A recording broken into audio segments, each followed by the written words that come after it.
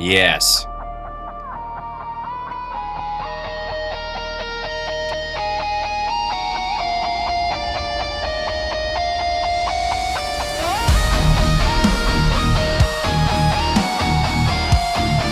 Oh, it's the vertical one. Oh, yeah. Well, they're both. It should be both. All right, well, I'm in the wrong one. I'm getting out of here. Get out of there. Okay, and then get Instagram up. Bow, pull tight. Crown like Cool winter light. Scrolling hands. 7 seals. Every word cuts and heals.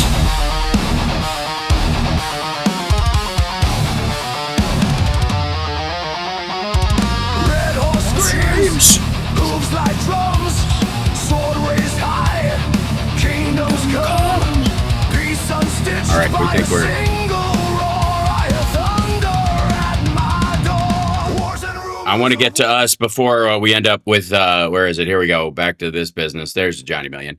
Excellent. And it's funny because the one thing I have to change on you, my dear friend. Welcome to the show, everybody. We're about 2 minutes away from starting the radio show. We just decided to jump in early and make sure that the streaming thing is working on all the fronts because is YouTube okay? Because we should have vertical and horizontal. both. You're welcome. And Twitch, all right, good. And it was scheduled and everything, like we didn't have like double accidental streams and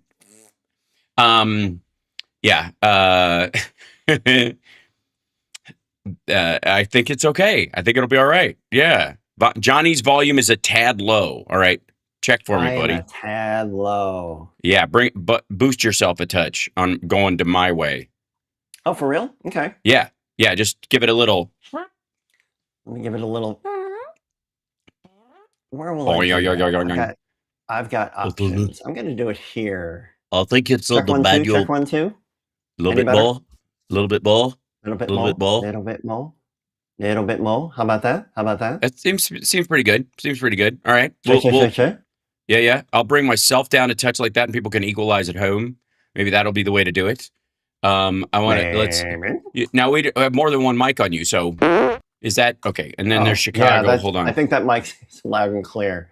Okay, and then Chicago. We should be hearing them at this point. They've muted themselves, but we should be able to hear them at any given time going forward in this business and whatnot. And then and I need this. I need to create something like this in a folder that says fact warning. This is good. Beg your pardon.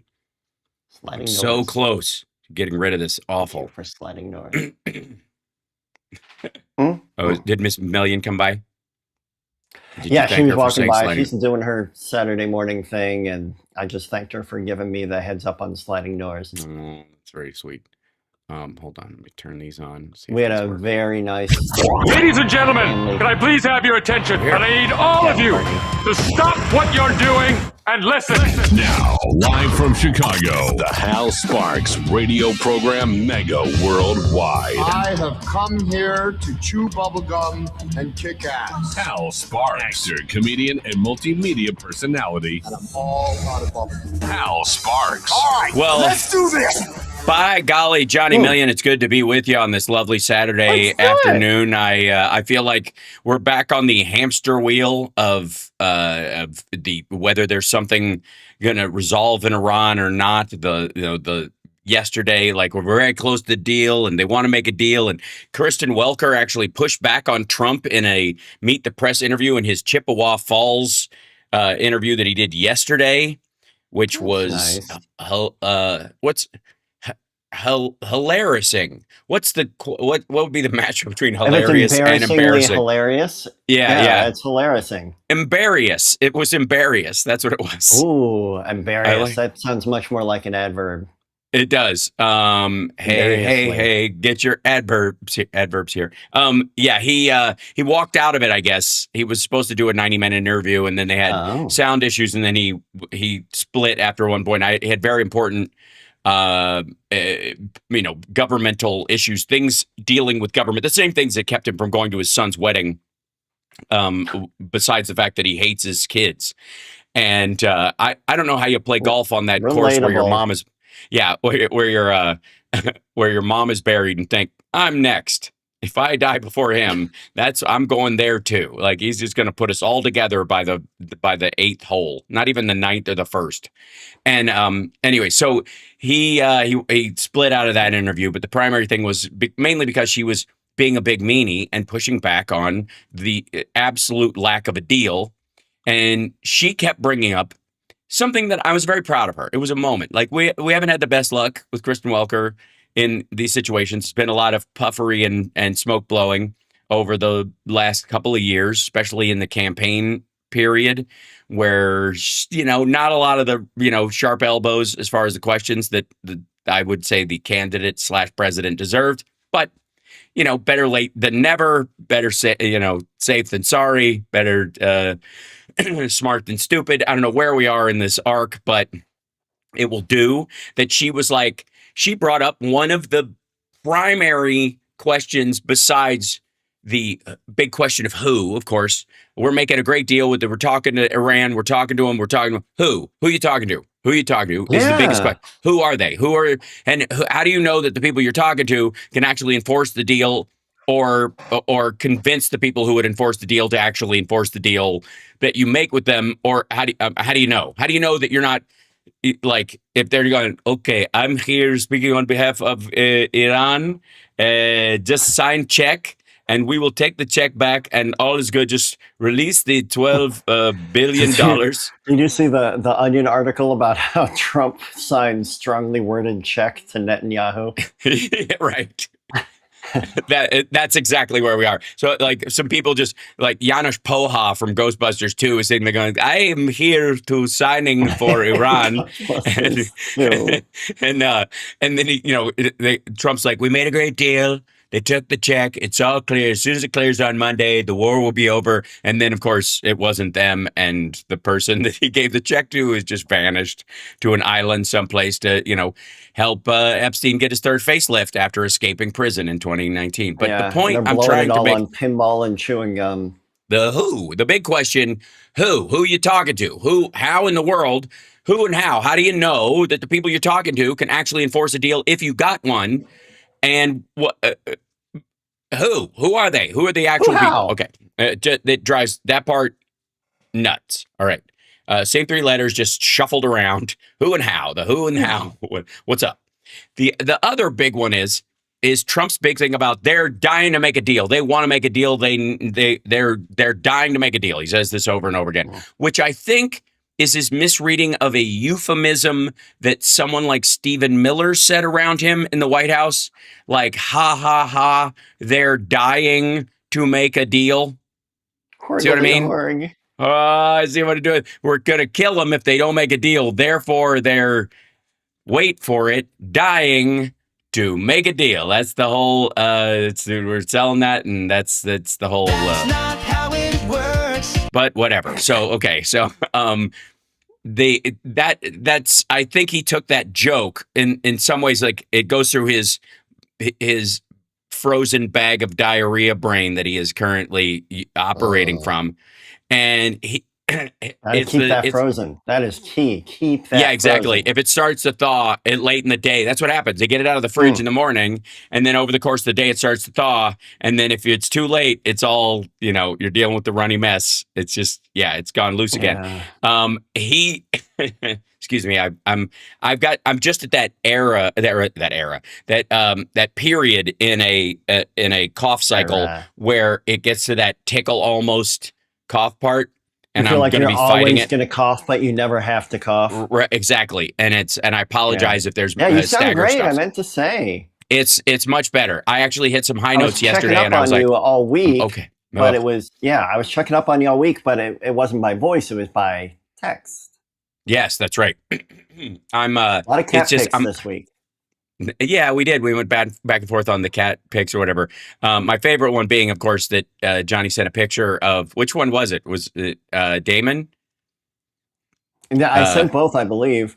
Oh yeah, but the one you said coworker. Oh yeah, that was Foster. Yeah, it was Foster. Yeah, Foster. He wrote coworker underneath the picture of his cat sitting on a chair, and I sent a picture of Maddie on my lap and wrote codependent because she is desperately codependent. She just like, anyways. Who's the big question? Who are you talking to, and how do you know the people you're talking to can actually make a deal? Okay, let's just put this aside for a second. These are crucial, important questions that need to be answers, and they will not. There is no structure by which we can verify, or even Trump can verify at this point, that the people he's talking to can actually carry out the deal, period, end of story. There is physics and reality involved in all of this. This is not, for all the maggots out there who are upset at me picking on Trump or some nonsense, I would like to warn you that, here it is. Facts are not advocacy or criticism. Okay, I put this warning on the screen so people can understand that when I'm talking about something that is factually true, it's not a plus or a negative. It's just a thing. It just exists. That's one of the biggest difficulties in our current conversation about politics, is that there's just some things that deal with gravity. They're just reality, and you can't. Yeah. I don't, whether you like it or not. That's the whole facts don't care about your feelings stuff that the right was kind of using, and now they're all whingy about it when you point out the fact that he's not talking to anybody that can actually carry out facts. Right now, they're all upset about it. Meanwhile, the other question that she asked was beyond the who you talking to, who is your daddy and what does he do? Besides that, what does he do? It's not a tumor at all. It's not. Was you keep saying they're dying to make a deal. Then why aren't they? If they're dying to make a deal, how come they haven't? What are they waiting for? And his answer, not surprisingly, was all over the map. But apparently it boiled down to they're very proud. Are they proud people? They're a proud people, and they're wily negotiators, Johnny Million. So they're dying to make a deal, but they can't because they're too proud.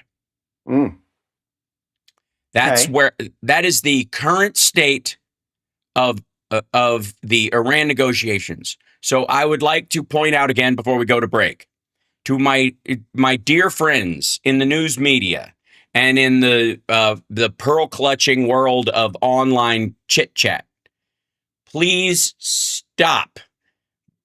Every time Trump says there's a deal, they're dying to make a deal is coming, there's something going to work out, we're very close and all that stuff. It's nonsense. It's nowhere close to true.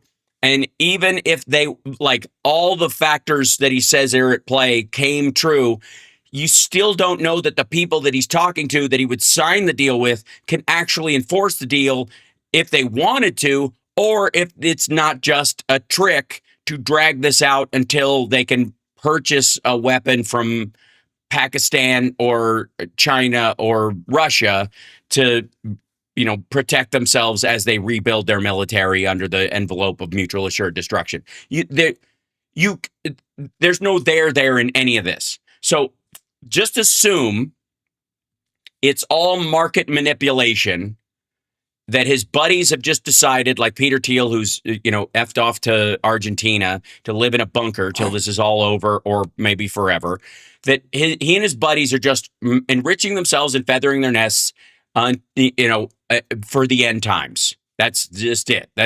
They're just expecting the worst because they have no way to fix this. So keep an eye out for the end times. And just know that it's on its way, and that's what they're prepping for. Just assume that, and I guarantee your reporting will be much closer to the reality than it has ever been.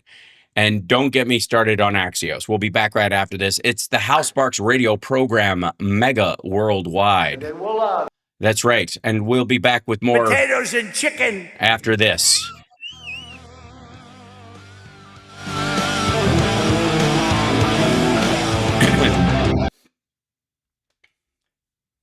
This is do you have any Potatoes and chicken? potatoes and chicken? And now it's a good commercial moment for. It's time for a shameless plug. Oh yeah, it's shameless plug. Yeah, I've got one. All right, Johnny Million has a shameless plug. What is Johnny we're Million? RPM is playing at the Goat Village in Norridge, Illinois tonight. We play first. Be there early. Shows at 8. We're Love playing 75 minutes of rock, punk, and metal. Rock, punk, metal. I see. That's what the RPM is. Yeah. Yeah. As opposed to HSRPM, which is Hal Sparks' radio program, Mega Worldwide. Mega Worldwide. It's almost like. In 40 seconds, guys. Thank you. Yeah. And we're in San Jose. Nerd Halen's in San Jose next Friday, in California, and in Denver, Colorado, July 31st. And yeah. And I have a new single on all your streaming services. Blue Marble. Hell yeah. 01. Yep. In 20 seconds. Ugh.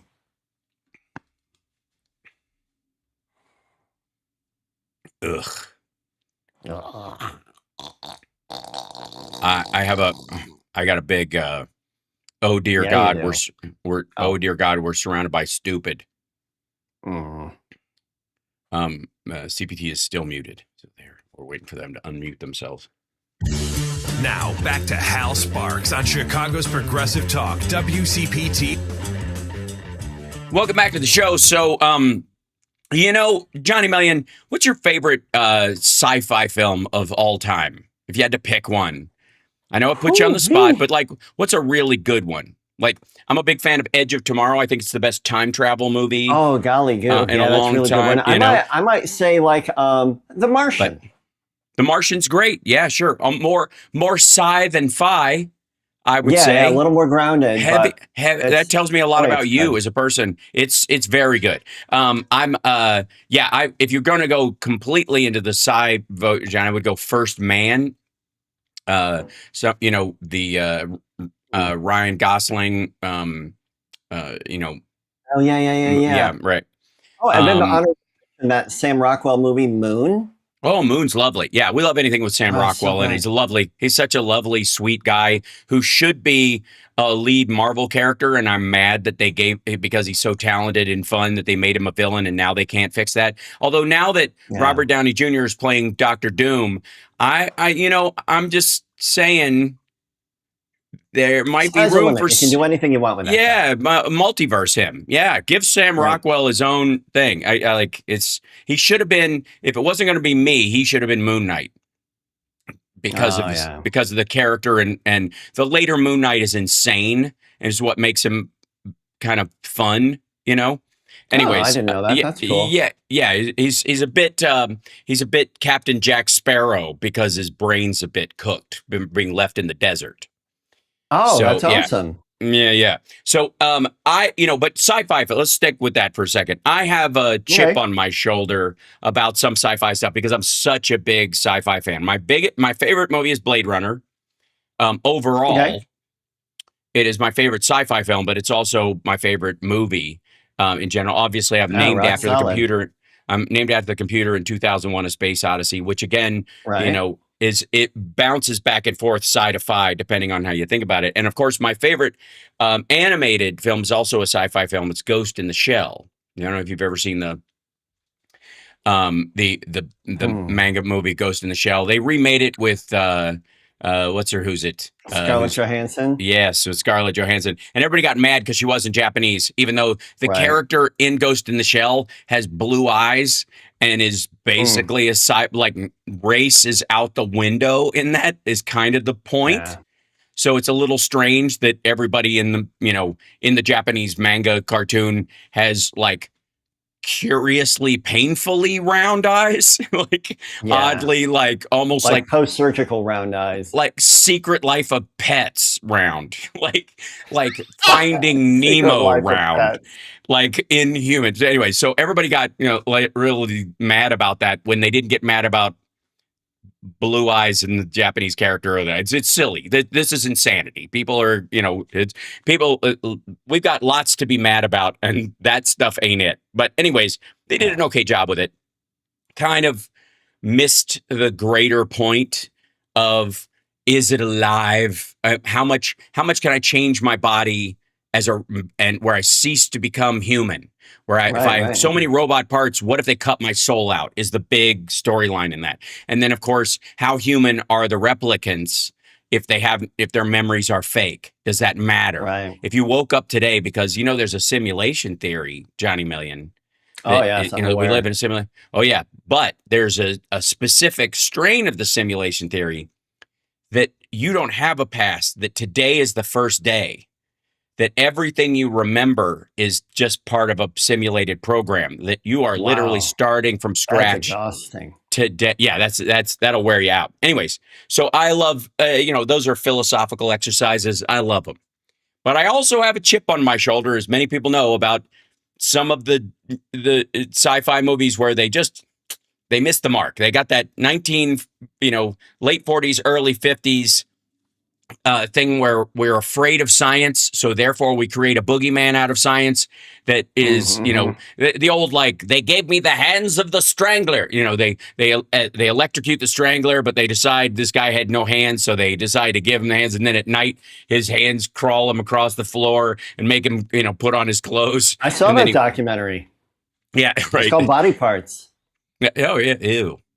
So I don't know that I've ever Googled that, and I'm not about to start. But the point I'm trying to make is pretty that darn good. It's a strong PG-13 horror movie from the 80s. Yes, but they always do this, like, they gave me the hands of a strangler.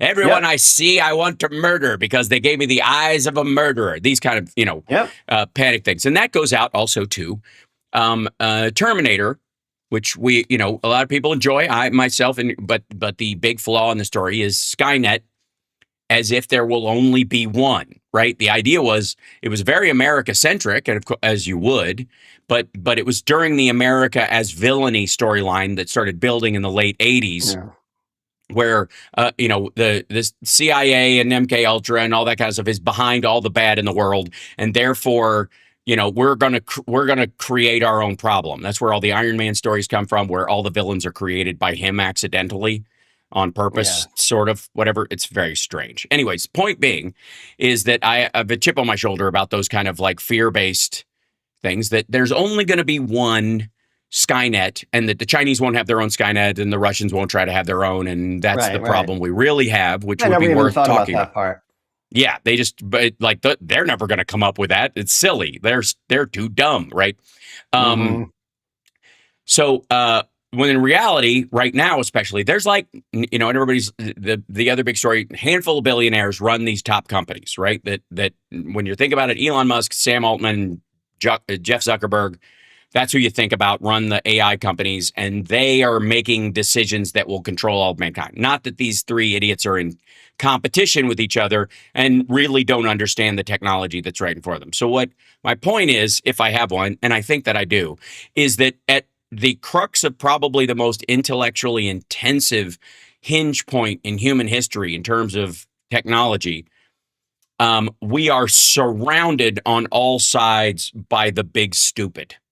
That the people in charge of a lot of this stuff, especially in government, are brutally dumb in the face of this. And so Donald Trump released this, he signed another EO, an EIO, about AI and its use in the military theater. You didn't understand.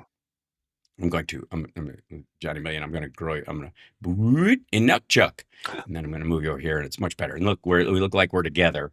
Yeah.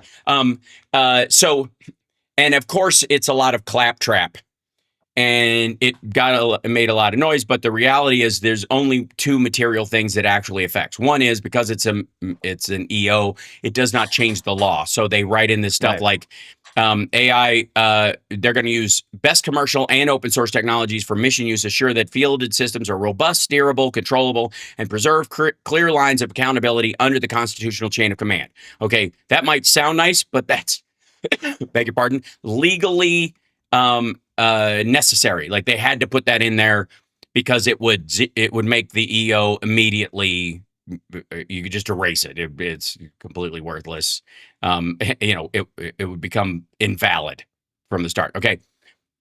It strengthens national security capabilities, directing the rapid, and this is the concerning part, onboarding of the most advanced AI models from multiple vendors, driving the build out of next generation high security computing facilities to run future AI systems at scale, and bolstering the talent pipeline, which again, God knows what they think that is, including by establishing an AI national security strategic reserve of top non-governmental experts.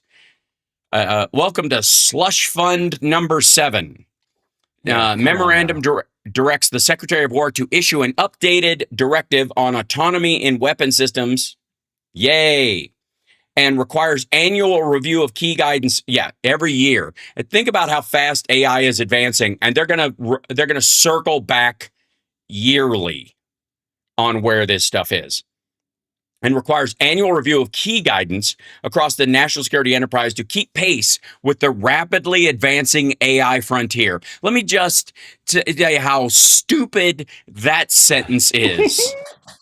Annual review of key guidance across the national security enterprise to keep pace with the rapidly advancing AI frontier. We've had 4 new models in the last 3 months. Annual review of key guidance. First of all, you need monthly review of specific targeted guidance to keep up with the pace of change in this technology.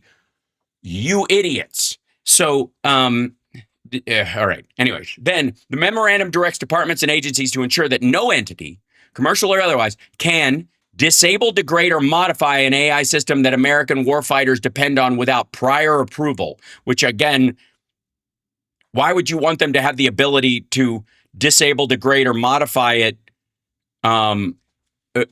through them?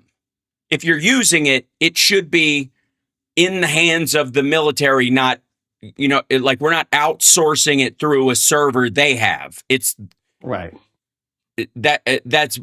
This is how stupid. How stupid? This stupid. It also offers new partnerships with willing private sector companies to secure America's cutting edge AI against global threats. Generic nonsense so that he can throw money at Eric Trump and his ridiculous whatever, his drone company and his AI offshoots. And believe me, this will cover Trump Media and Technology Group. The T in Trump Media and Technology is they're going to build their own model, and he's going to license it back to the United States by the end of the year. Just know this. One of the ways they're going to salvage TMTG is they're going to create their own national security model that will suck and will be easily hacked, and it won't matter. And he's going to license it back to the United States. Count on it. It will give him a contract big enough to float the entire organization. I'm just telling you. And that's why you got to vote for Democrats this fall. Otherwise, it will get cleared and that money will be out the door by November 15th. We'll be back right after this. It's the Hal Sparks Radio program, Mega Worldwide. So dumb. It's so dumb. It's such the dumb. It's the Democracy, Stupid, with Edwin Eisendrath. The Oval Office, the inner sanctum of the executive branch, after all, is now draped in gold leaf. The site of the former Rose Garden has been paved over. I'm muting them. I muted them for a second. The memorandum rescinds and replaces the Biden administration's NSM, National Security Memo 25, an outdated document that burdened American AI adoption with ideological mandates and fostered dangerous single vendor dependencies that left our war fighters exposed. Again, this is we're just cutting off anything that has Biden or Obama's name on it out of spite. Right. Because nobody even read it. the weird part is, you know, that thing where they were kicking Anthropic to the curb. My whole body is.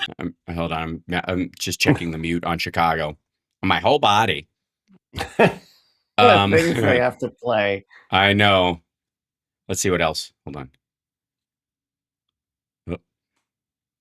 Oh, guest muted themselves. Okay, they did it themselves. Okay, cool. So I'm back up.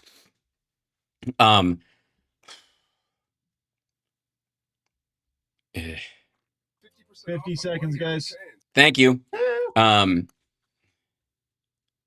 The other part was, and this is more what this had to do with, was that in this memorandum, it's also that AI, the national security enterprise, will never develop or deploy AI to censor free speech, embed ideological bias, or conduct unlawful surveillance against the American people. Civil liberties and constitutional protections are non-negotiable.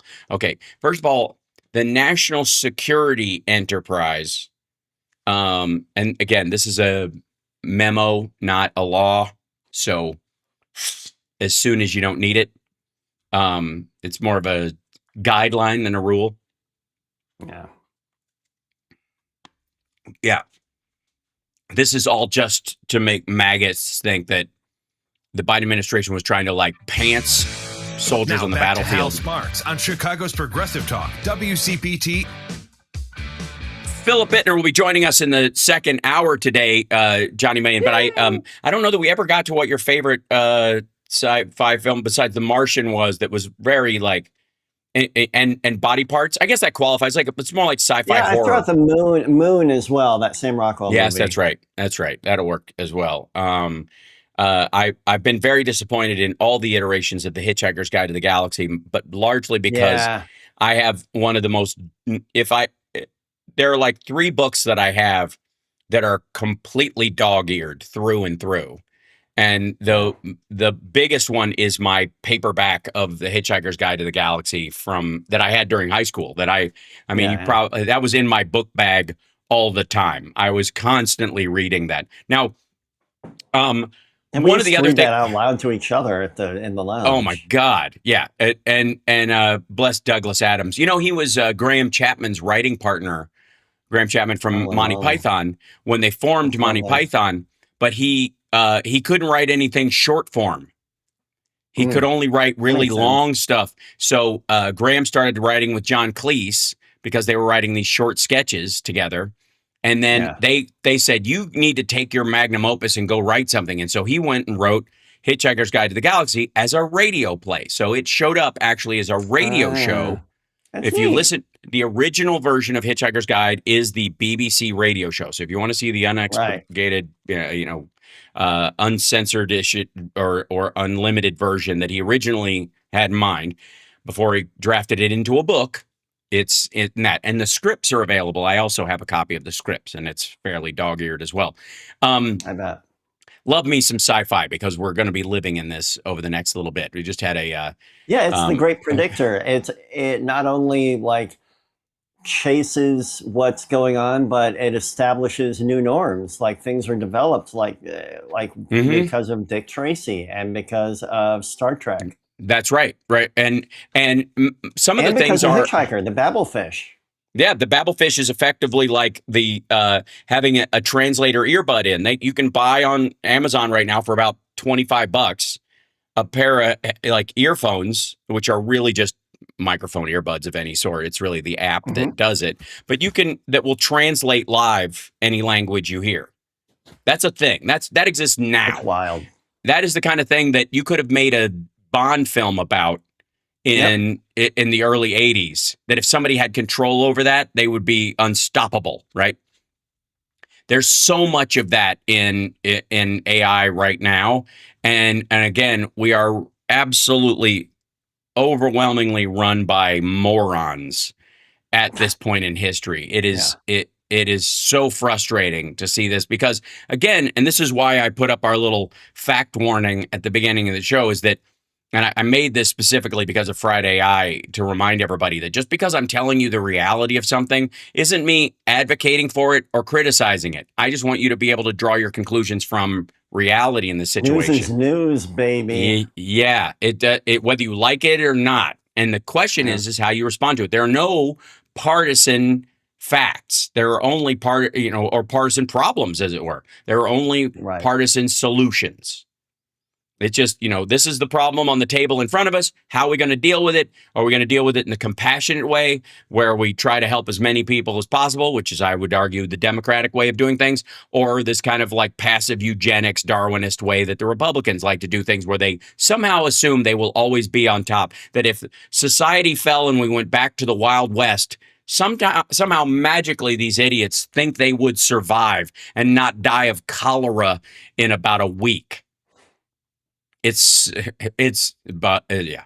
Anyway, so we're going to talk with Phil about some of this as well. But part of the reason why Trump signed this memorandum is him sucking up to the AI companies and trying to get around the fact that they try to kick Anthropic to the curb, because Anthropic said, we're not going to let you use our AI for targeting people, like autonomous targeting.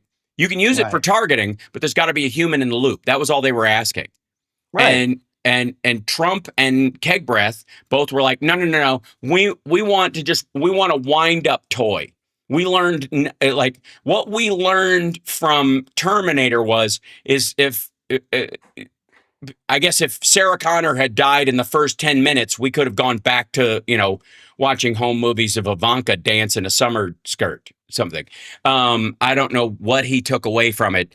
These are the same people who posted a picture of Thanos snapping his finger with Trump as Thanos and didn't understand the irony of the biggest genocidal maniac character in the history of the universe wiping out half of humanity because he was tired of being stuck in traffic.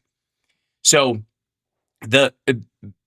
this is who we're dealing with. And again, if we have any chance at all, ladies and gentlemen, if we have any chance at all of tapping the brakes at Donald, and slowing the impact of Donald Trump's id running roughshod over the advances that we're experiencing in AI and other stuff, it will only happen if Democrats take over the House and the Senate this fall. Nothing could be more important.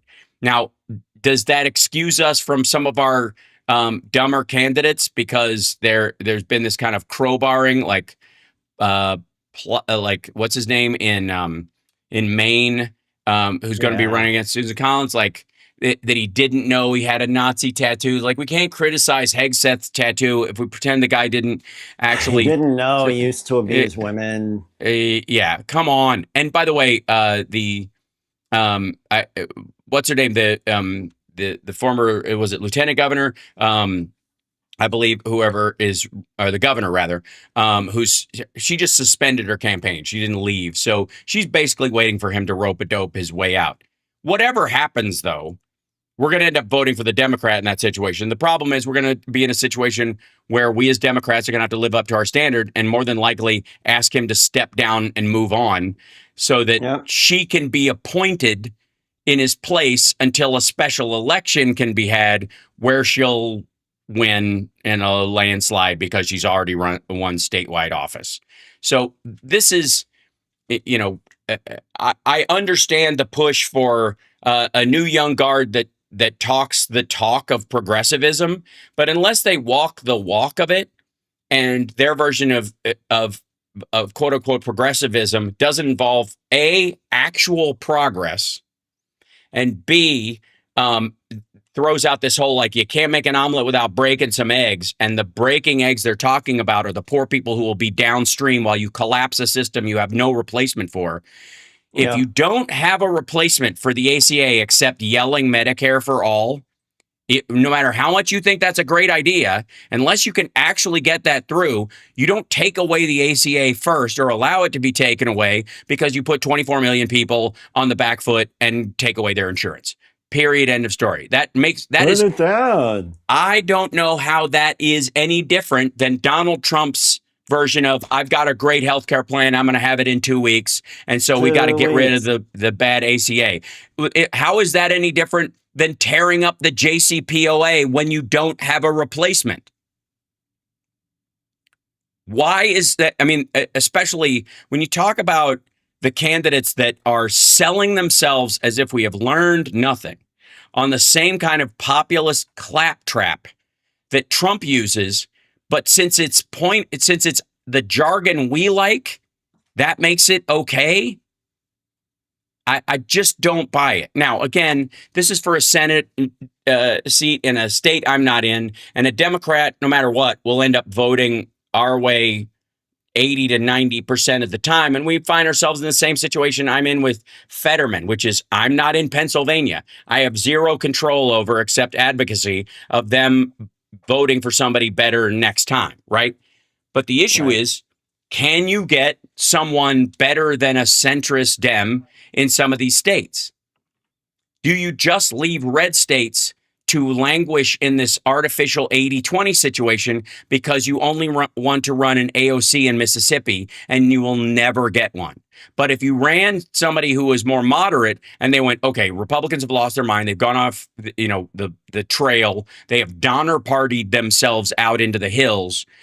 But a relatively, quote unquote, normal Democrat who's just like, look, we need childcare, we need public education, we need good roads and streets, we need, national security, but we got to protect civil liberties, and we got to make sure that people have the ability to, redress their grievances against the government and that kind of stuff without charging up the steps and beating police officers.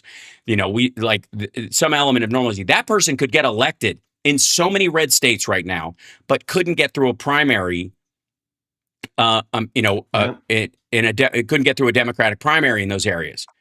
That's the only reckoning we're ever going to have to get to, is that incremental progress has value, and in every aspect of life, yes, all progress is progress. Look what happens slowly but surely. Well, like everything. The raising of a child, the starting of a business, the losing. Mom. What? Sorry, it's just I've always got that in the chamber. I understand. Well, my mom is getting better all the time. I don't know how it's possible because she's an angel, but she does manage to improve constantly. She's got that the Connie thing that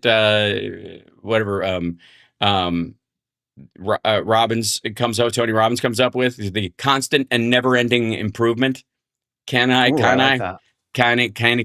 It's a little silly. It doesn't quite work. It would be, those kind of things. You can't, just because you can pronounce them, they don't work as for like words. They just don't. I don't. My favorite, of course, is the fear thing that Gary Busey always says. Fear. Hey, come on now. Fear is false evidence, okay, that appears real, and it is dynamite. Let me tell you. That's, He got that from a 12-step program. He did. He definitely did. He didn't come up with it on his own. I've heard that many, many times. Oh, yeah. It just sounds funnier coming from him. Oh, yeah. And there's also face everything and recover. Or that's a little labored. Or F everything and run. That works. That actually, yeah. I mean, that basically is fear in a nutshell. Yep. Actually, this is fear in a nutshell. I'm miming. Very being Austin in a nutshell. Very. It's actually. Yeah. I was trying to think. Was that So I Married an Axe Murderer? But we got it. We're already at the next break. Let's take a break, and we'll be back right after this. So I think at this point we've established a few important things. One is the news needs to stop taking the bait. There is no deal to be had, and if there was a deal in Iran to be had, you have no way to know whether it would actually be like verifiable and have any method of execution. And that, of course, we live in one of the most intellectually and technologically taxing times in human existence, with the dumbest leaders we've ever had. What could possibly go wrong? We'll be back right after this. It's the Hal Sparks Radio program, mega worldwide.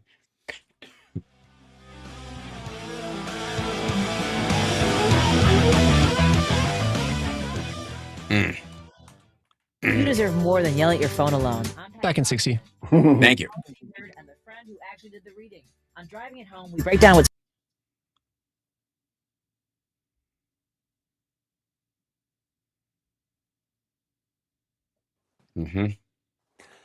every now and then Foster comes into my office and he starts digging around in things, and sometimes I'll head him off at the pass and be like, don't get it, because I know it's just going to mess stuff up. And the other day, earlier this week, I was just like, do whatever you got to do, my man. And I heard this huge crash. No. He had jumped. I had an empty backpack on top of my bass amp and guitar head over behind me. And I think he was trying to balance on the backpack and it slid off. And it hit. I've got this ridiculous Orioles like plastic MC chain that hanging on the closet door that sounds like a thunderclap every time you accidentally hit it. He did not come back for the rest of the day. Oh, no. Now let's get back with Hal Sparks' radio program, Mega Worldwide. So Trump has been selling this idea for a while that as soon as the Strait opens, you're going to see oil prices plunge. They're going to go straight down like a rocket ship. Presumably he means like a Bezos or Chinese rocket ship. Both of whom haven't had the best 6 months.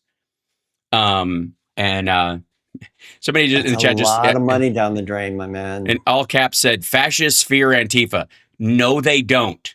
They rely on it in the same way that that's their enemy. Yeah, they count on, like, they're out there. That's who we have to go after. We have to surveil everyone because they might have, that's how they use that. That's how that works.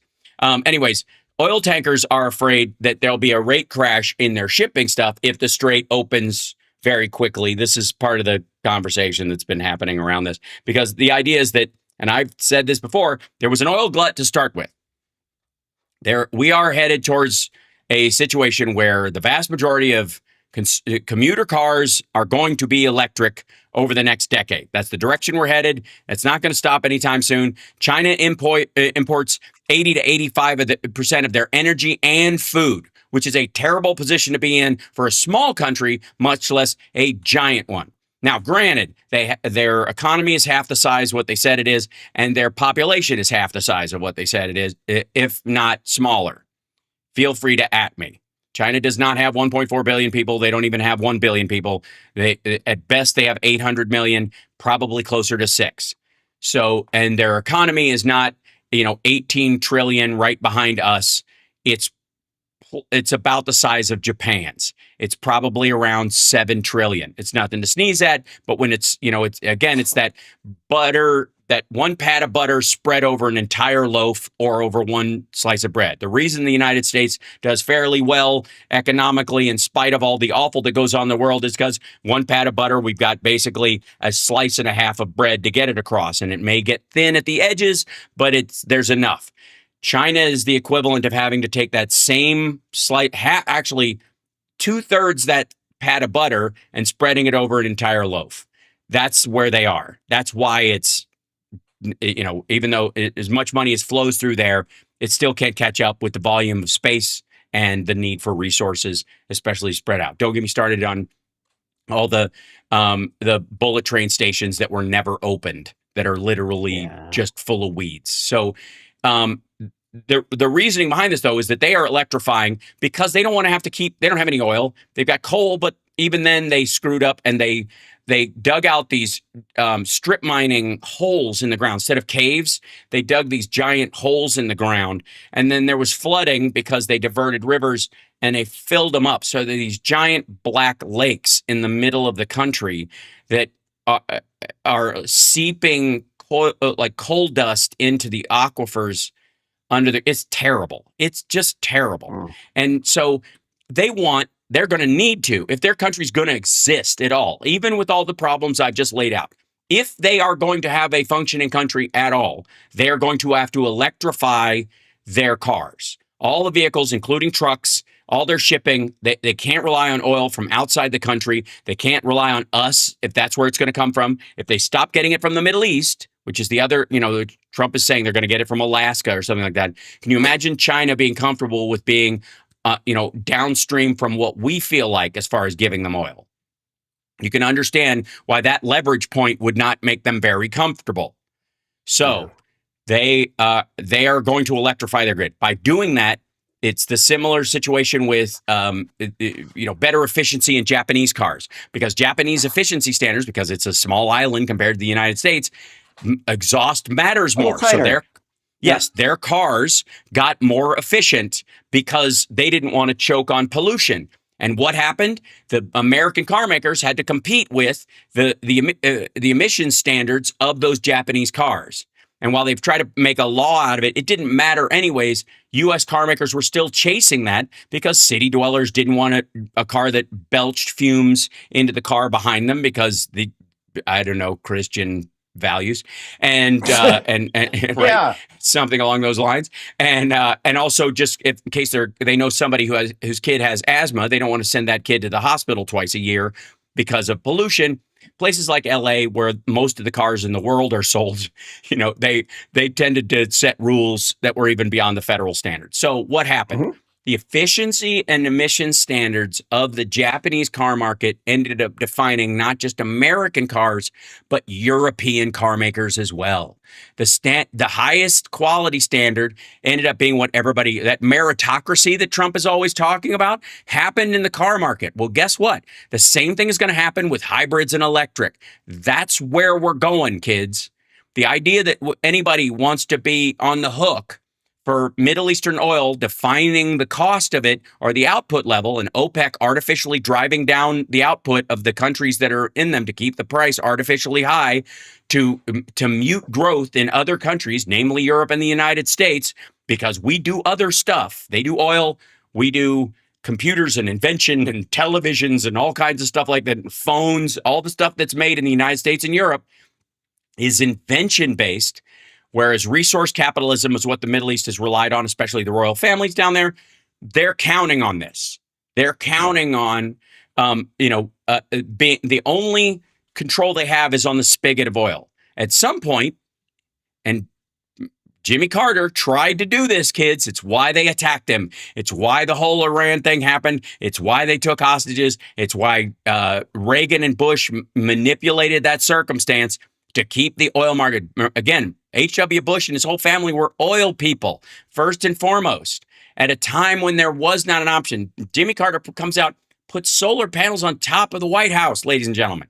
If he had left them there and the technology had been allowed to advance on the arc it was on at the time, the efficiency levels we get in solar panels today that have happened over the last decade would have happened in 1990.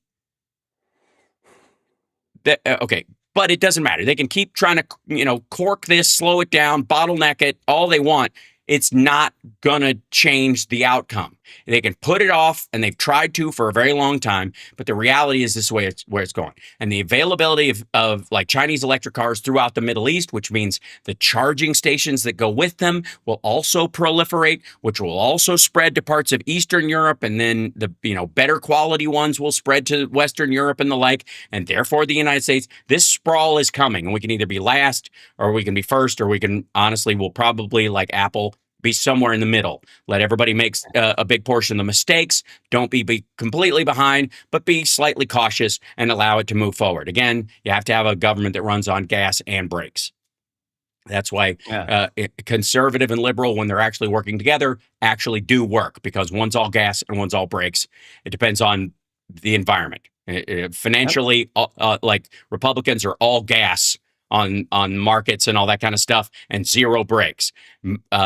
Progressives would be all brakes, and that neither one of those works. And if you don't believe me, read my economic paper on my Substack on Sparksism, the only economic theory that actually works. You're welcome. I stand by it. And step aside, Milton Friedman and Marxism. You're both idiots. Step aside, my friend. I've been doing this for years. Yes. I'm not going to put a little tiny man in my butt. I'm not going to do it, Johnny Million. In your butt, boogie in your butt. This is the second time we've talked about it this year. I feel like we're going to have to. I can't leave it alone. I feel like it's almost.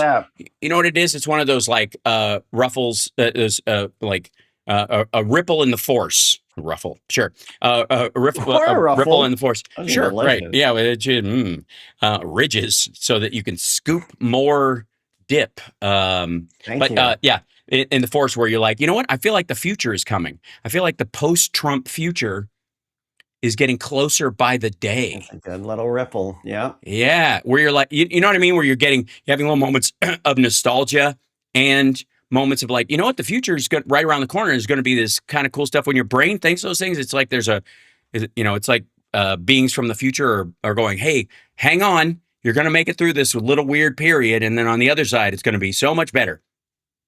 It feels like one of those moments, Johnny Million. Like when this is all over and you and I get to do a Saturday show, we're joking about, I don't know, Eddie Murphy bits from the mid 80s. Old Eddie Murphy albums, and we could only say like 20% of what he said. Right. Yeah. That are, to borrow a modern word, problematic by today's standards. And yet at the same time, not at all. He famously F-bombed gay people in the comedian special. He did, yeah. To make an early statement about you can be friends with gay people, which is, was talk about incremental progress, was a moment where up to that point, the vast majority of comedians that was a no-go. Look at, Sam Kinison or anybody else, but certainly black comedians over the previous couple of decades, that it was, that was a line that was as progressive as you got mid 80s, where you can have a gay friend, you can play tennis with a gay person, but blah, blah, blah, that, if you know that bit, right? Yep. Right. It's just what you do after. Yeah, that's the bit. That's the bit. So what's the message of that bit, as harsh as the language might seem by today's standards? Why can't you be gay? Why can't you be friends with a gay person? That's progressive. That's incremental progress, ladies and gentlemen, and a necessary rung in the ladder of gay rights. That's a key remembrance that I think we need to deal with. Philip Bittner's waiting in the green room, as it were, and we'll be talking to him on the other side of this news break that's coming up. Are you streaming today, Johnny Million, after the show, or are you just going straight to your gig? It's all about the RPM show today. That's very exciting. Is that the Chicago skyline across your RPM? It sure is. I think that's very smart. I like it. I like the style. You got it all firing on all cylinders, Johnny Million. All right, we'll be back right after this. It's the Hal Sparks radio program, Mega Worldwide. Like, subscribe. Patreon.com/HalSparks is a great way to support the show. I can't tell you how much we appreciate those folks. Those are crucial to us staying on the air. So thanks very much. We'll be back right after this. We don't get a dime of the ads that run on the station at all. So there you go. We'll be back. Yep.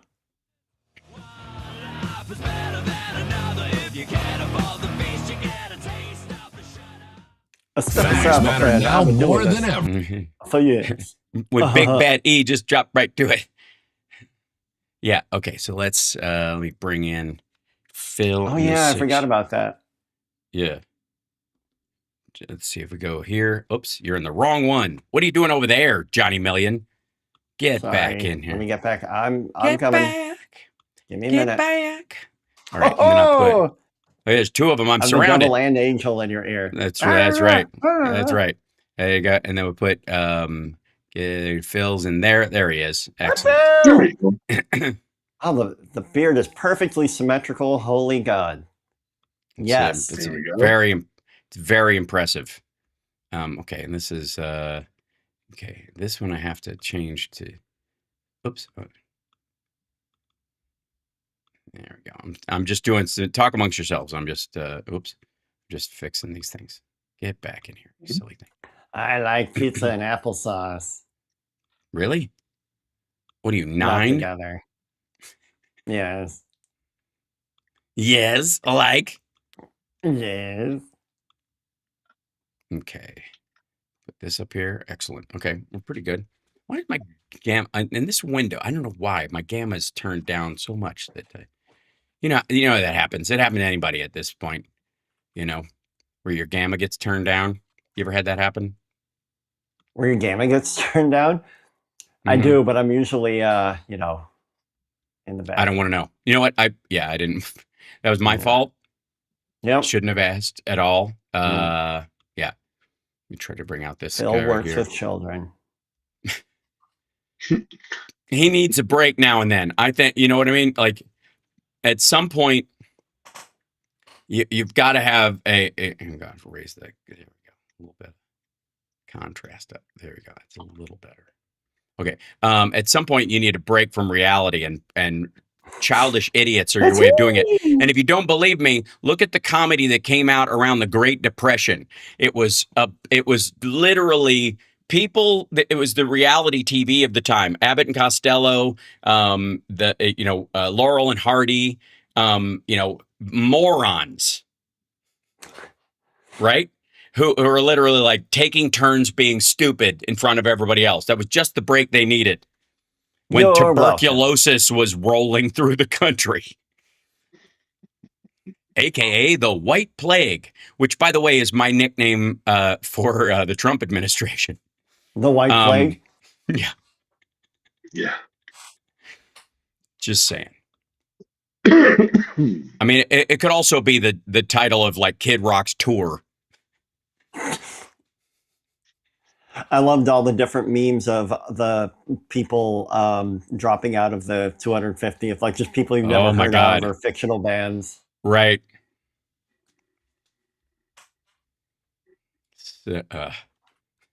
Right. 8 doors down. Right. You're listening to the Hal Sparks radio program, Mega Worldwide. I've had people walk out of me before, but not when I was being so charming. Video streaming at halsparks.com. I don't care for you or for the putrid sludge you're troweling out. Plus face little pimp stick. True progressive talk. Might be a good time for you guys to give up.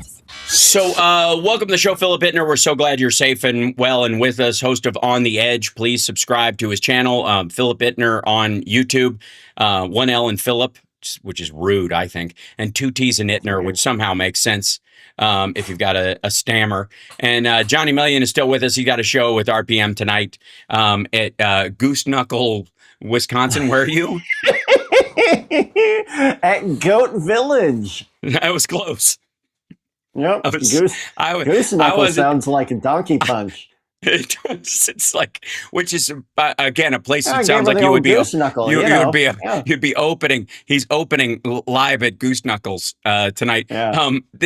So there's a lot that's been going on behind the scenes. So we're dealing with Iran, and like I said before, there is no deal. There is no sign there's going to be a deal. There is no talks going on in the same way that Donald Trump's BS about I could solve the Ukraine-Russia war in a phone call and it wouldn't have happened in the first place. All that stuff was and has been nonsense. If you want some sort of flag in the ground of exactly where we are geographically on Earth, Earth 13, which is made entirely of cow dung, and the Pont de Zero of BS Mountain, that would be Trump's I could solve the Ukraine war before I even take office, and it never would have happened if I was in. When, by the way, they were planning it while he was in office. Russia was going to go in his second term. He lost. They had to punt a year. That's what happened. They were going to go through with it because they're running into a demographic wall. That's how it was going to happen. Period. End of story. If he'd have been in there, it would have happened right away. And he would have gone, well, I'm busy starting my administration for the second term and stuff like that. So we'll figure that out in a little bit, and it would have been too late, and Ukraine would have lost. And we can tell because he's always been dragging his feet, trying to make it worse for Ukraine. Here's the biggest stories so far that I can plot it, Phil, beginning of the year, and we'll talk about it. One is the 2 hits at the St. Petersburg Economic Forum of the naval base and the oil field there, while everybody, and when I say everybody, Candace Owens and Andrew Tate and, whoever Scott Ritter's, stunt pedophile that he sent in his place were gathered for the St. Petersburg Economic Forum, which is really just an arms sale disguised as economic chess beating. And when Russia's in a terrible economic situation, were the 2 biggest, most embarrassing strikes inside the country so far, besides, I would say, the drone hit when supposedly Zelensky didn't have any cards. When Trump said he didn't have any cards, and then we saw the most intricate drone strike in the history of warfare, where those trucks managed to get in close to sites and they were literally launched out of these semis that open on the side. Just incredible. Then, literally, though, in even amongst the Russians, the most embarrassing domestic strikes for Putin were around the St. Petersburg Economic Forum that just happened last week.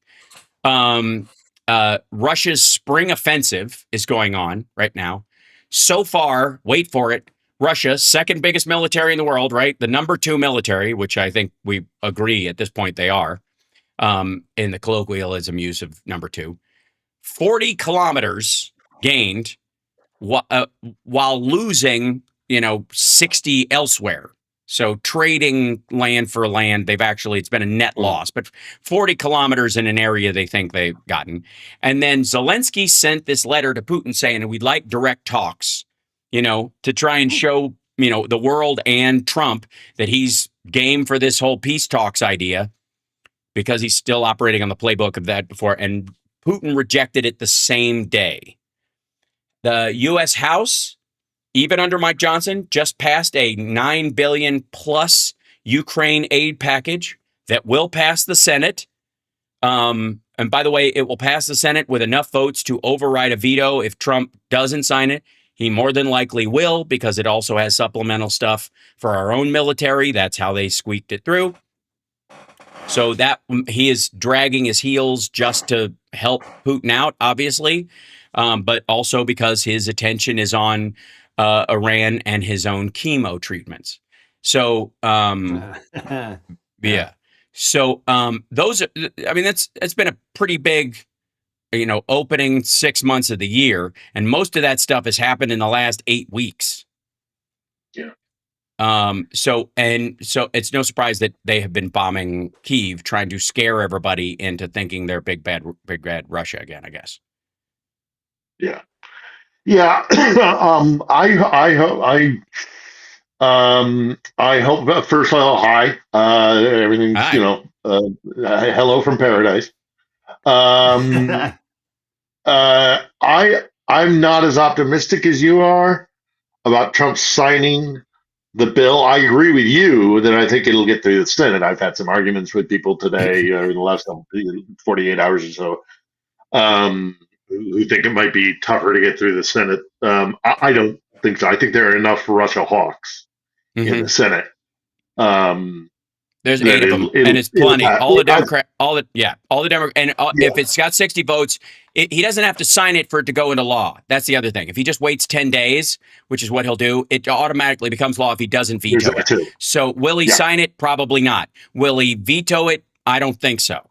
So that's it, again. That's how you get it. The only reason I could see him vetoing it is if he wants to just drag this out, which is possible.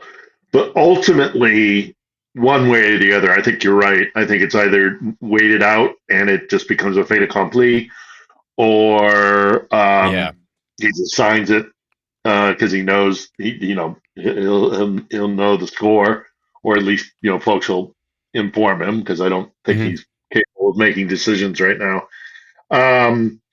But he's unpredictable, and if he does veto it and it gets kicked back to the Senate, I think you're right. I think it'll get overridden, and he'll have to sign it because ultimately, people support Ukraine, and again, as I say, there are enough hawks in the Senate, Russia hawks in the Senate, who will make it happen. The St. Petersburg Forum. I've been to one of those. I did. I think I went in 98 or 99. I forget. It was before 9/11. And it's not an economic forum. It's a flex. Yeah. It's a whole, look at us, we're Russia, and we're big and powerful, and don't mess with us, and we're still someone you should be, afraid of crossing. Yes. Don't cross us. Yeah. Biggest country in the world, biggest by geography, with an economy the size of Italy's, and somehow, does anybody think if they didn't have nukes, they would even be part of the conversation? Yeah, no, it's a whole bunch of rah shish about how wonderful we are. So for the Ukrainians to have struck during that I thought that was a genius move, and I'm sure lots of people are seething about it. Mhm. And then the letter from Zelensky to Putin. Right. I'm not as big a supporter of that move. I think, again, it's not my place to say. The man is commander in chief. He is running a nation at war. I'm a visitor in this country, but knowing the Russians the way I do, I think there was a lot of counterproductive stuff in that letter. By attacking Putin directly and being quite aggressive against him and verging on insulting, there's going to be a big backlash in parts of Russia, and especially Russian nationalists, because you do not talk to the Tsar that way. Right. Okay, you don't talk to the Tsar that way. That's why they have this whole "if only the Tsar knew," because the Tsar is second only to God. He is the embodiment of the country. The Putin is Russia. Russia is Putin. It's why he, even back in the day when the Tsars were around, and the Russian Orthodox Church and the Patriarchy was far more influential in because attendance. People love to talk about how religious Russia is. Actually, Russian church attendance is plummeting. It's performative.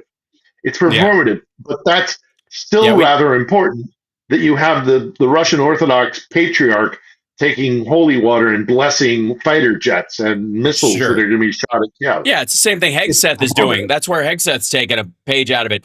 And again, this is something that you and I talked about Candace Owens doing when she went to this thing. When we spoke last on Wednesday, was this her going around to all these churches that like inside look like a Madonna video as opposed to an actual church. Like they've been dressed like sets as opposed to actually places of worship, because that, in the same way that like there's this assumption from Tucker Carlson that the one big train station, the subway station in Moscow is indicative of the rest of the country, right? That whole thing. But I do agree that the letter itself, in case people missed it, is pretty, people in the chat, Tim Farrell in the chat, that was going to be one of his questions. Yeah.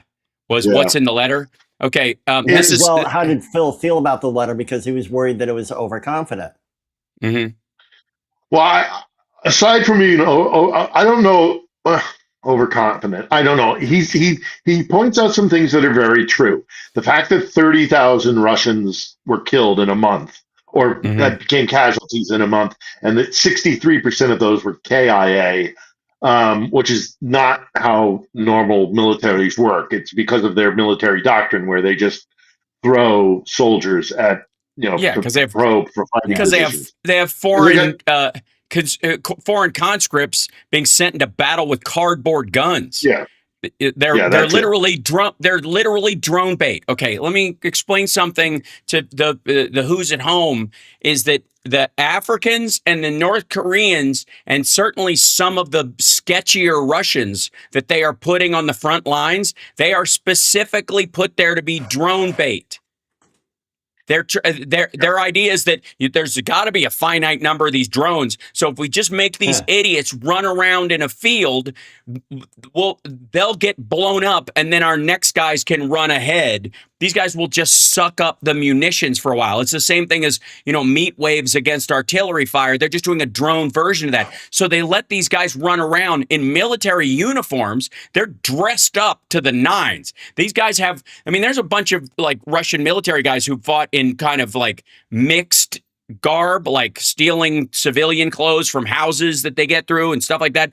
The reason being is that if you're running a drone, you might second guess that this guy might be wearing camo pants, but that just might be a style choice. I might be killing a civilian, so they might be hesitant to do this. But the foreign conscripts, they look like they're poster boys for the Russian military, specifically because they are drone bait.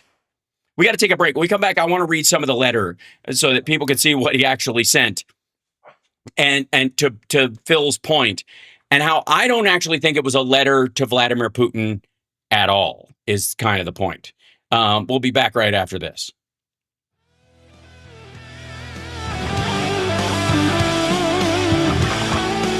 Have you, Phil? I'm sure this is Patty Vasquez, and I'm thrilled. Phil, I'm sure you have seen the footage of the guys getting hit by drones. Just and none of those guys. I mean, they just know they have no recourse. They've got 8 bullets in their gun. They're out. You can see them kind of running, using their last ammo to fire at the thing. They're not hitting it. They're trying to hide behind trees. It's just, it's like if they weren't on their way to rape and kill somebody, it would be sad.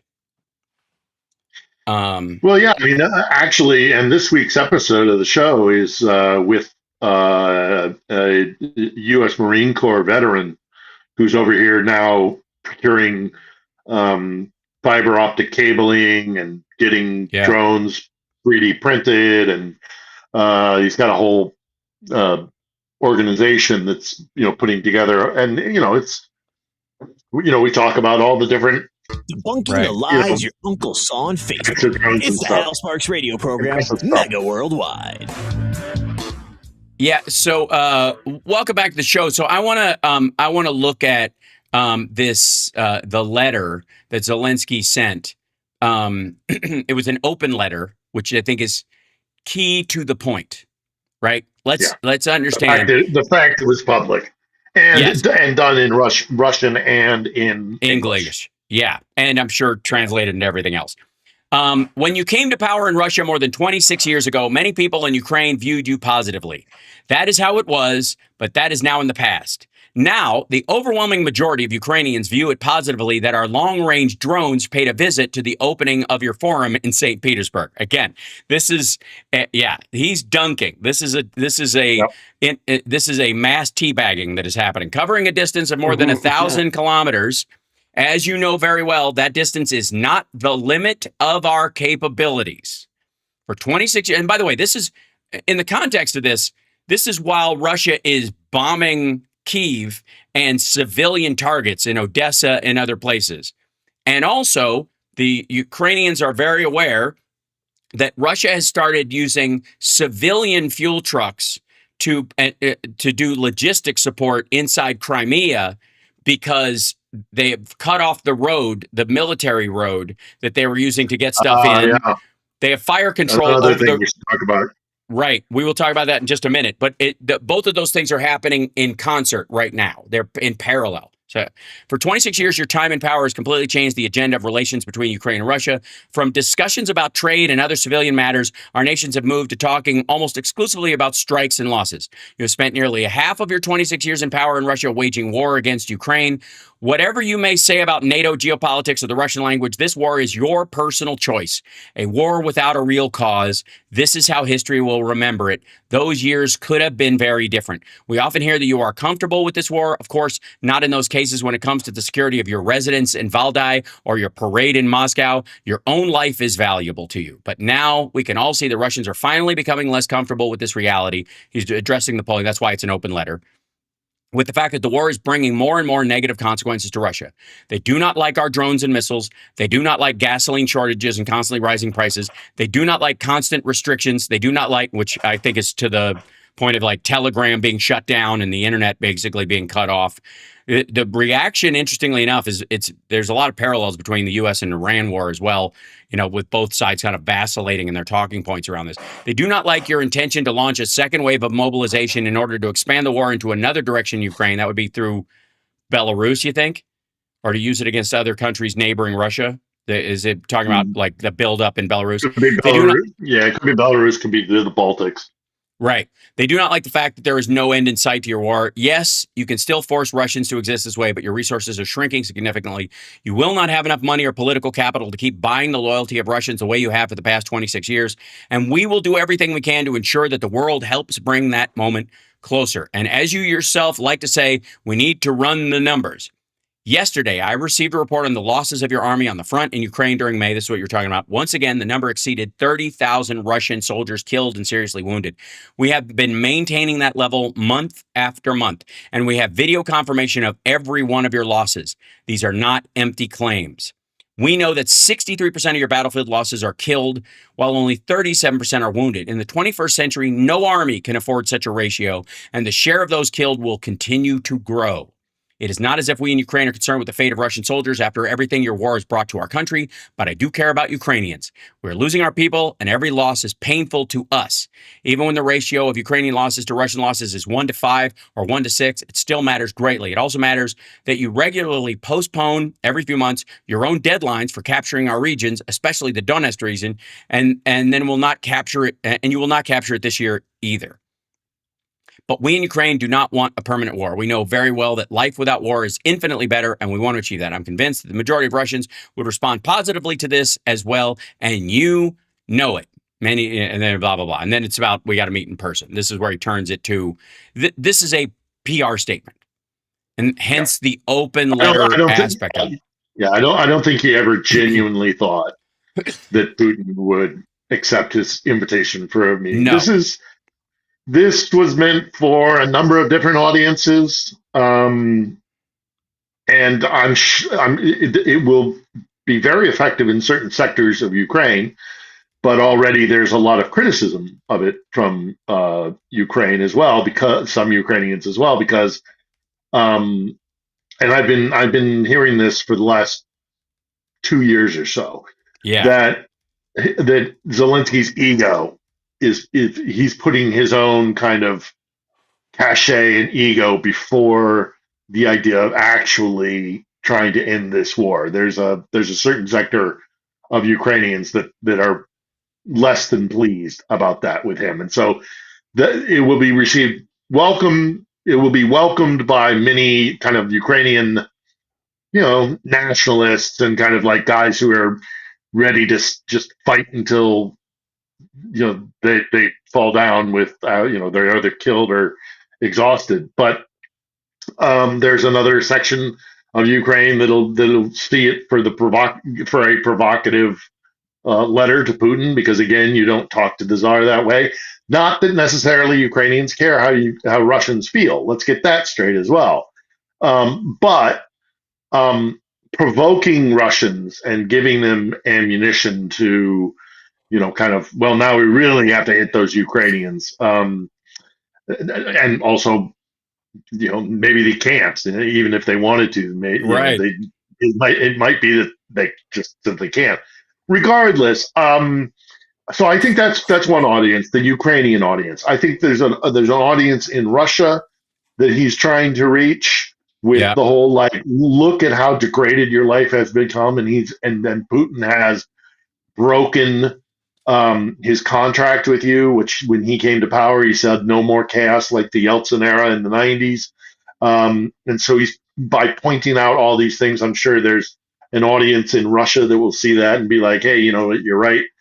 But again, there's going to be that other audience that's going to be like, you can't talk to our dad like that.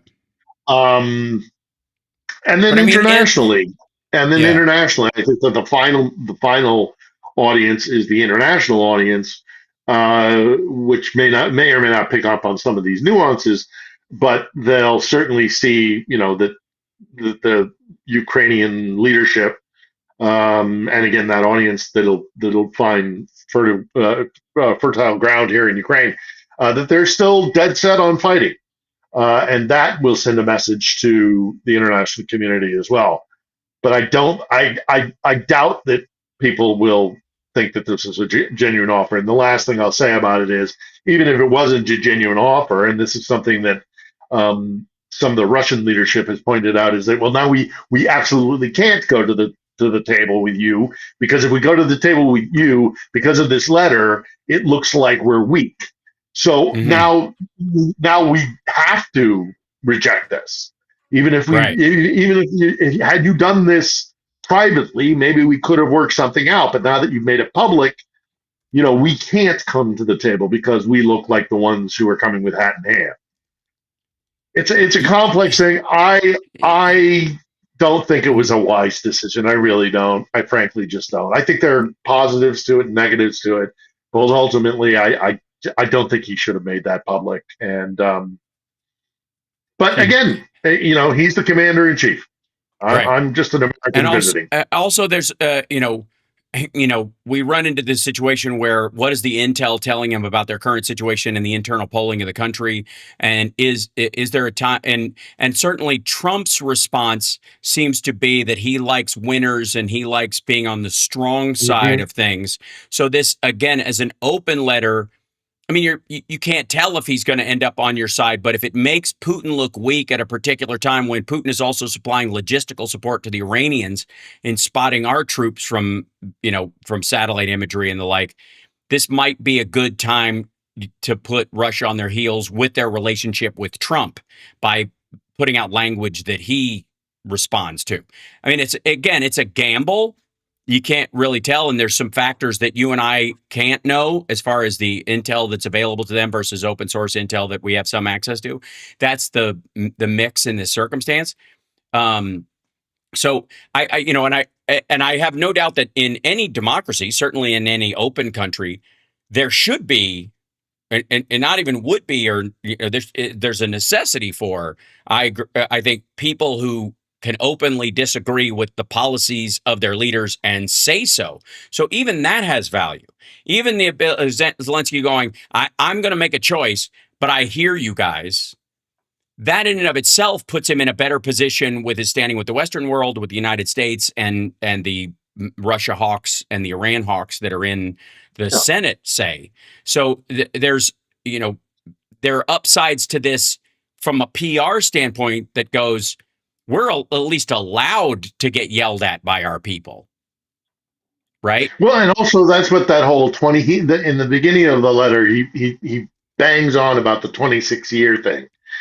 And part of that, I think, is him making the point that you've been in power for 26 years. And then whether that's intended for a Russian audience to realize, yeah, we do have the guy that's been in power for a really long time and he's screwing everything up. Whereas Ukraine has had 7 or 8 different elections and, lots of different leaders. And, there has been a turnover. I mean, there was the Orange Revolution, there was even before Maidan. So that's a little poke, I think, the 26-year thing. And you're right. Look, it's also, there will be people that will be openly critical in the Ukrainian press. A lot of the Ukrainian press is owned by oligarchs and things like that who are close to Zelensky. So they might take, they might treat it with kid gloves, but there are enough opposition journalists in Ukraine that there will be some pushback on this. Just like there was some pushback in the whole anti-corruption we got to debate they had. Sure. So. Let's take a break real quick, and we'll be back right after this. Jerry, thank you so much for sending me tea for my throat. I greatly appreciate that. It means a lot. And of course, Jimmy, you had to bring up the kidney. You had to do it. Now what happens during the break? Now what have you done? Bring up the kidney. You can't bring up the kidney. Do you realize what you've done?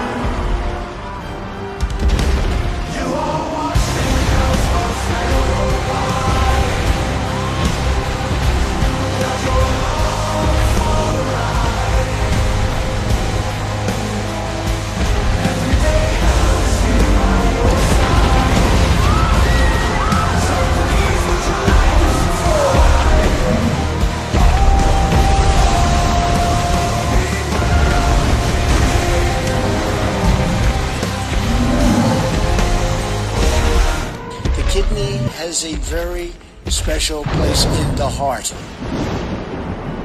There we go. Welcome back to the show. And somebody had to bring it up. They always bring it up, and then where are we? We it takes over the show.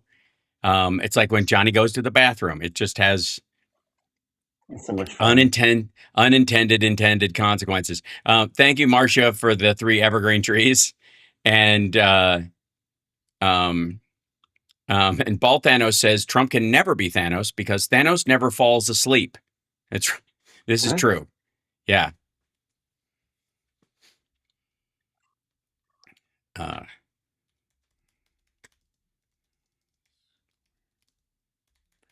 820, where facts matter.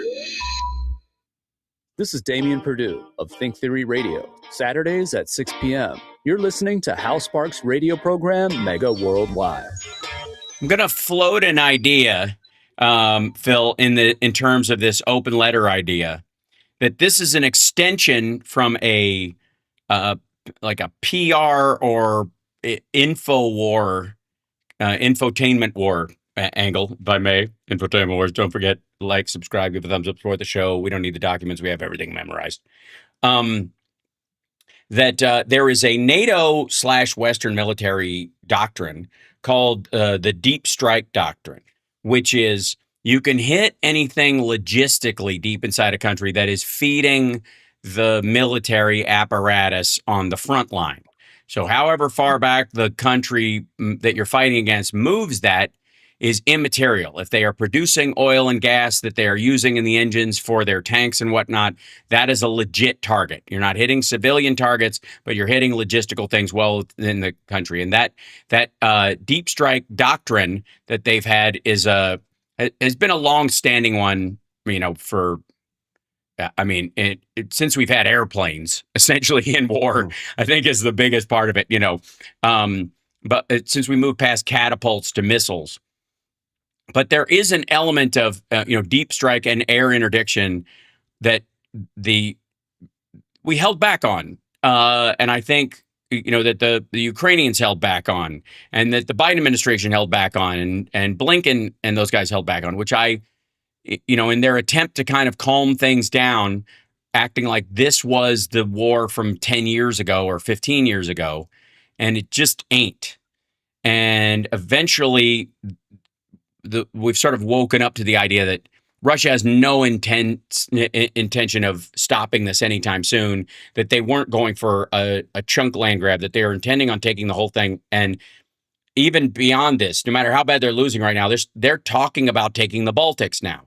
They're still talking about nuking London, Berlin, and Paris, and Versailles, and Poland, for God's sakes. Like, they're not talking about like, well, look, this was the important, we needed a buffer to protect ourselves. Well, if you expand your border into another country, how does that create a buffer?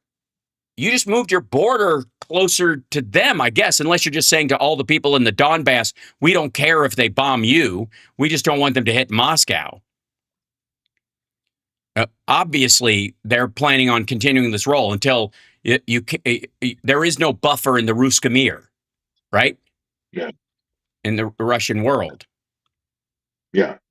Well, no, and they'll be able to, if they take Ukraine, they get a huge chunk of a new population source. They get a country, an advanced country with, what they haven't bombed already there for infrastructure. It would be a boon to that. I mean, it would absolutely. They clearly want Ukraine, aside from their whole, sense of self as empire and their need to control Ukraine because it's their primary colony. Right.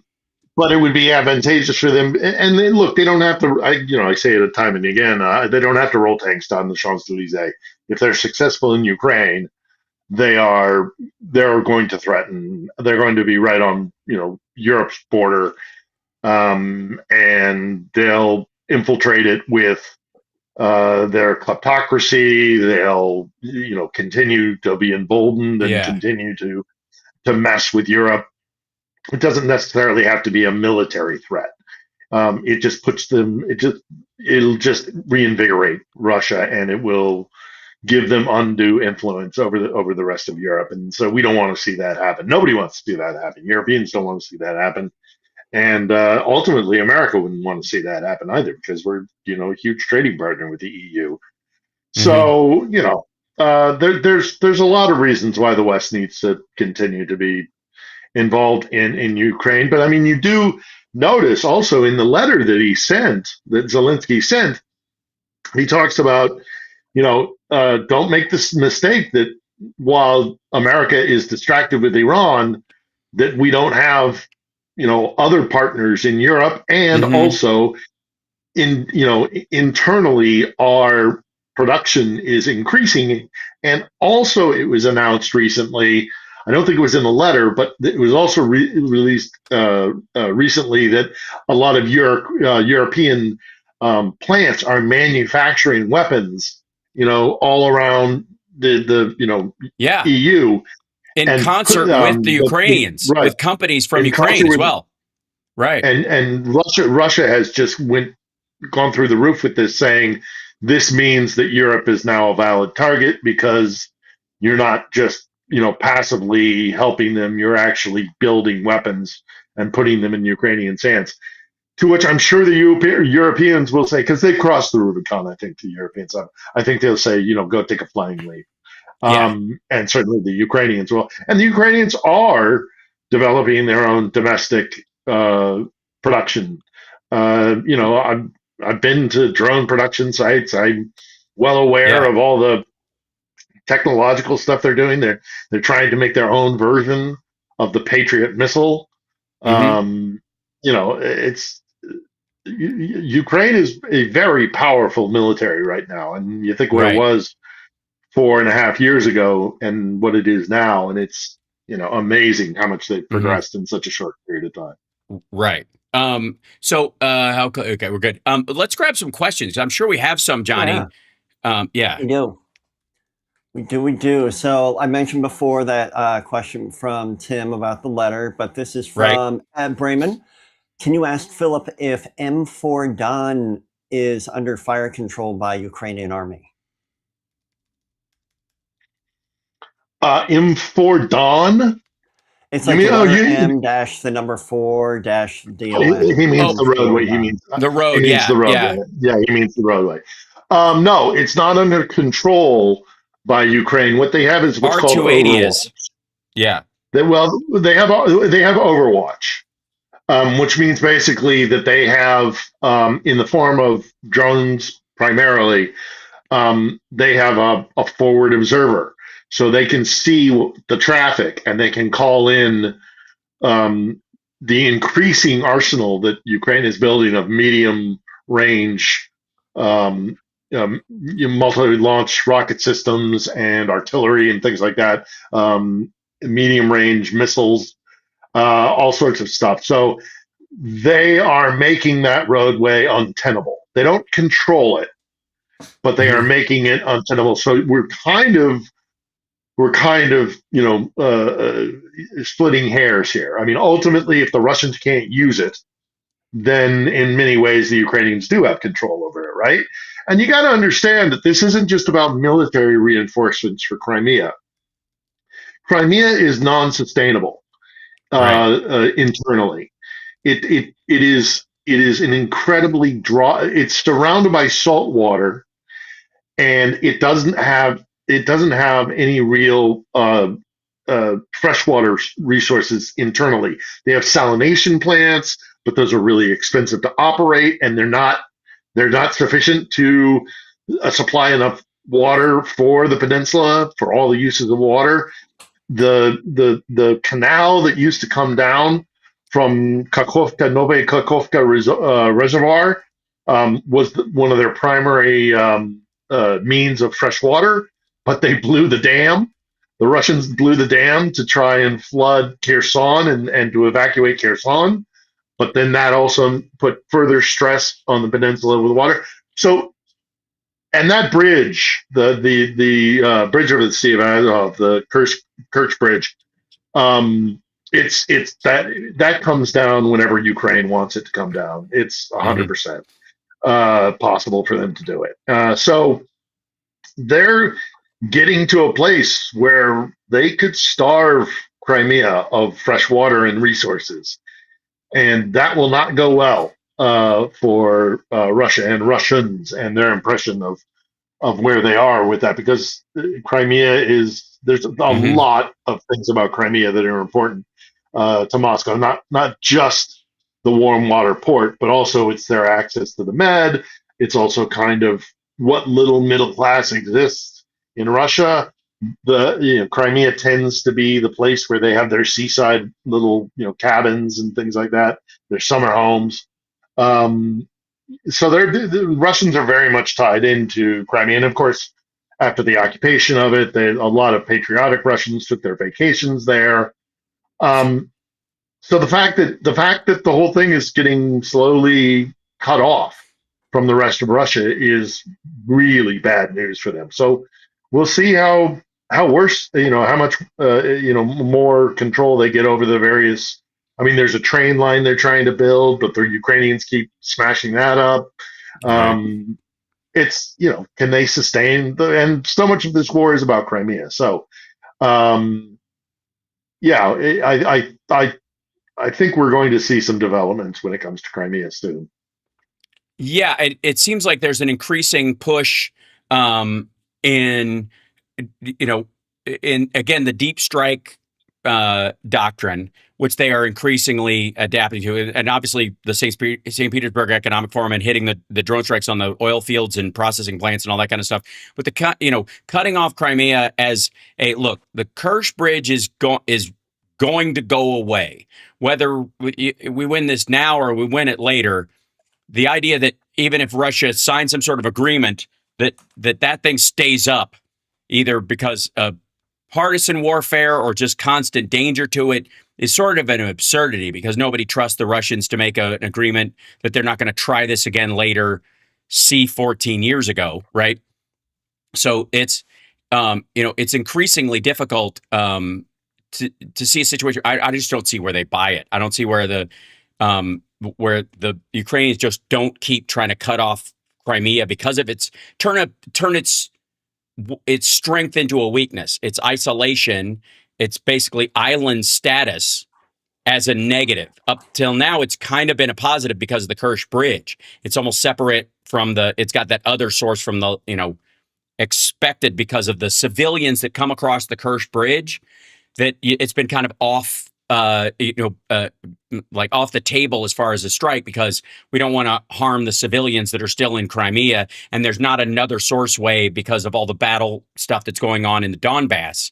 So allow the Kerch Bridge to be this artery for the civilians that are in Crimea. But at a certain point, are there any civilians there in terms of, you don't want to blow them up, but the idea that they're not being sent there by Russia is basically just cannon fodder. Yeah. Yeah, look, I have 100% faith in the Ukrainian government and the Ukrainian armed forces. They have a plan for that bridge. They have a plan for the land route and the other access points to the peninsula, and they'll execute that plan when they decide. I am not, that is there. Again, this is another thing. It is just another thing about being here as well, is that we in the West, this is something that gets under my skin a little bit, is that we are not ones to dictate to Ukraine how they fight for their independence. Right. We can support them. We should support them. And because of the support that we give, we absolutely should have input, and we can work that out amongst ourselves. But ultimately, the idea that Ukraine is going to just switch from one colonial master in Moscow to another colonial master in Washington or in Brussels really doesn't understand the nature of these people. And we are not here to tell them how to conduct their war. I am here to stand beside them, support them, try to keep the situation here in people's minds. But I am not here to tell Zelensky or General Budanov, who's in charge of military intelligence, or General Syrskyi, who is in charge of the armed forces here. These are incredibly talented, incredibly diligent, and capable talent. All the rest of it. they are fully capable of conducting this war in the best way possible. They know their enemy better than anybody else, and again, I don't, I'm fine for like our involvement in our kind of suggestions and our integration and our kind of participation in an alliance or whatever. But ultimately, you want to make the Ukrainian angry, start treating him like he owes you something, or that he has to jump to your tune, he has to dance to your tune. These are very independent people, especially now. Let's take a break. We'll be back right after this. It's the Hal Sparks Radio program, Mega Worldwide on WCPT Radio, Chicago's Progressive Talk, and also on we're on iHeart, I think, as well, aren't we? I think so. Yeah, I'm fairly certain we're on there as well. We'll be back right after this.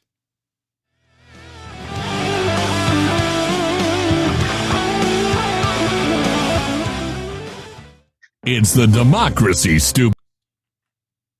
Mm-hmm. Let's see, 1 second.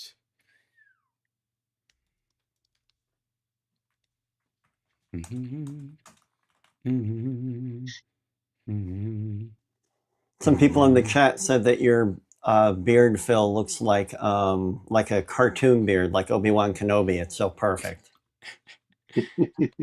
What a flex. Well, I will admit I do occasionally dye the old stash because I like to have.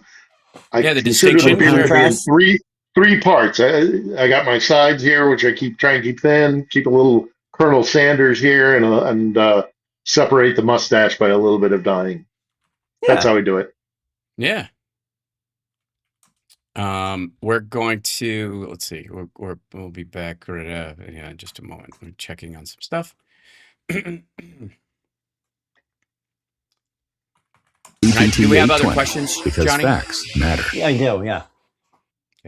I am happy, you are happy. Let us be happy together. Whether the weather is cloudy or sunny, I will always be your funny honey bunny. I am lucky, you are lucky. Let us get lucky together. Whether the weather is cloudy or breezy, I'll be there to say, hey, come on, let's take it easy. Because isn't it nice to have the friends that you do? And isn't it nice that the sky is so blue? And isn't it nice to say I love you? Chugga chugga choo choo, woo woo. I am smiling, you are smiling. Let us smile together. Whether the weather is cloudy or stormy, I will still be there in the morning. I'll be right by your side in the morning. I'll make you breakfast in the morning. I hope that you like cereal. Yay!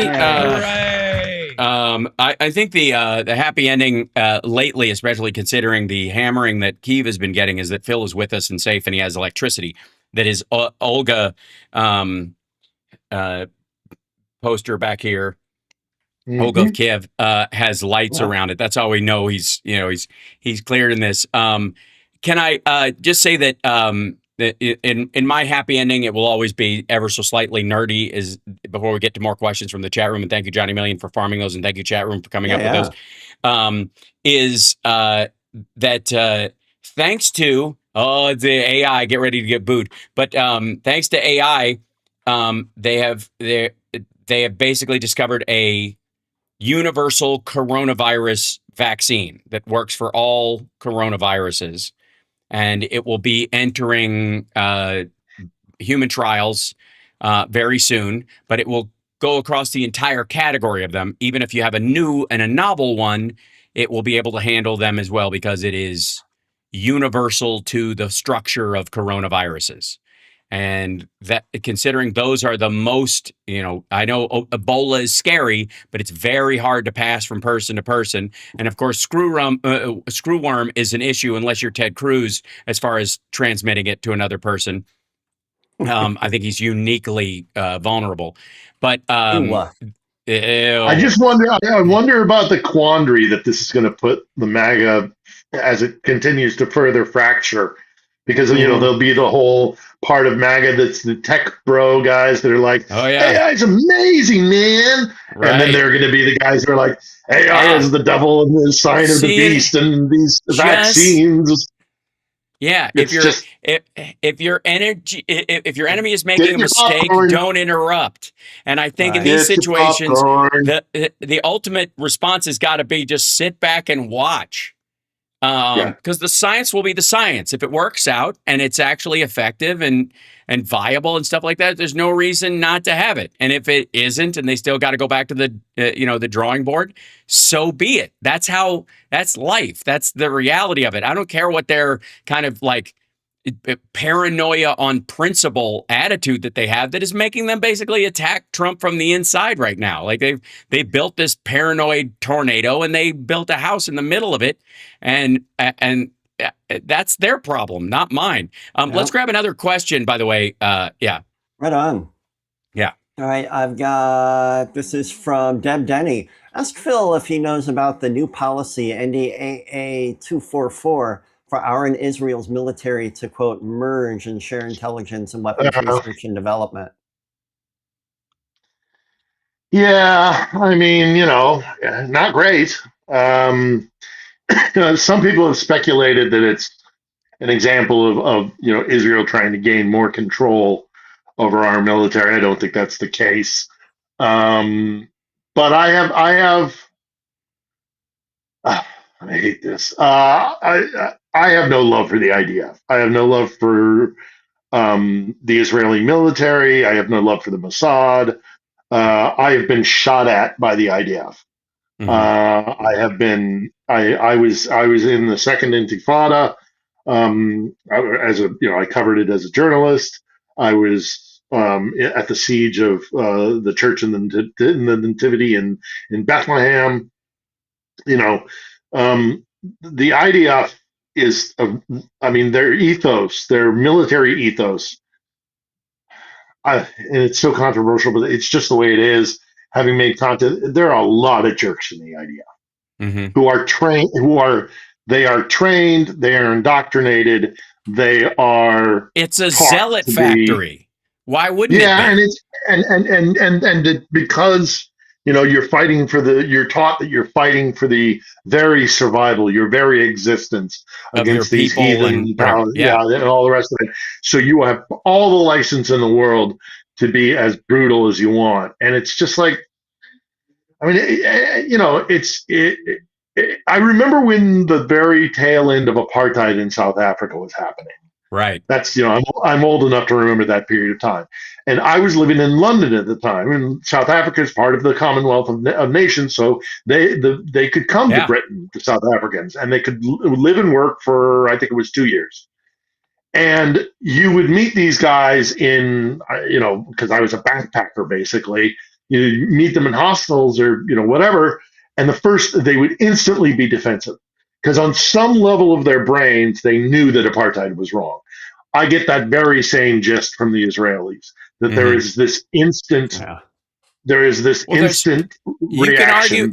You can argue there's an inversion of that exact same situation where the IDF, where they very well may have had a reasoning after October 7th to feel the way that they did, kind of post 9/11, post Pearl Harbor, that people get those feelings or whatever. But after a while, you realize that you're going too far in it, and it becomes hard to stop for those folks. And you can look at what the new South African government did after a while, like their response to how things were under apartheid, completely justified. But then it reaches a tipping point where you've basically taught everybody long enough that anything is justified based on the history that was there, and you become the monster in that situation. That's what I Am Legend is about. Like they never make it right, but the Last Man on Earth and Omega Man and all that kind of stuff is the idea that this guy fighting the vampire scourge ultimately ends up, he's the last human being. He's the only non-vampire on the planet. So vampires are actually they've got families, they're living normally. He's the guy who's killing them in their sleep, and he realizes, I'm what they tell their kids to scare them at night. I'm Legend. I'm the boogeyman now.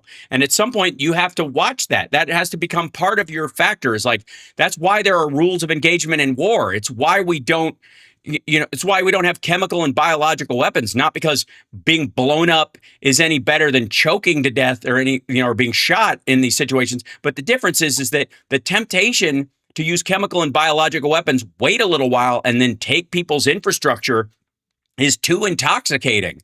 You should at least have to rebuild whatever you blow up, is the theory in war. That if you bomb it and everybody dies, if you want to build something there, you're going to have to roll in with trucks and all this kind of stuff or rebuild it for them if there's reconstruction afterwards. But if you just gas everybody, the buildings are still there. And you just wait for the wind to shift and suddenly you own everything that they have. And that ability is too intoxicating for the worst impulses of people, especially if they view themselves in a permanent victim status and allow themselves to just do whatever. The Germans felt that way. Mein Kampf means my struggle. They were BS the same way Trump BS's maggots about this. I mean, Timothy McVeigh thought he was the victim in the circumstance, doing what he had to fight back against the big system. The Waco people were stockpiling grenades because they believed they were the victims. This is, after a while, you have to have that regularly there, that you check yourself. And where self-defense, that's why we have laws about self-defense in the United States, that you have to justify. You shoot somebody in your house that breaks into your house, you got to justify every pull of the trigger.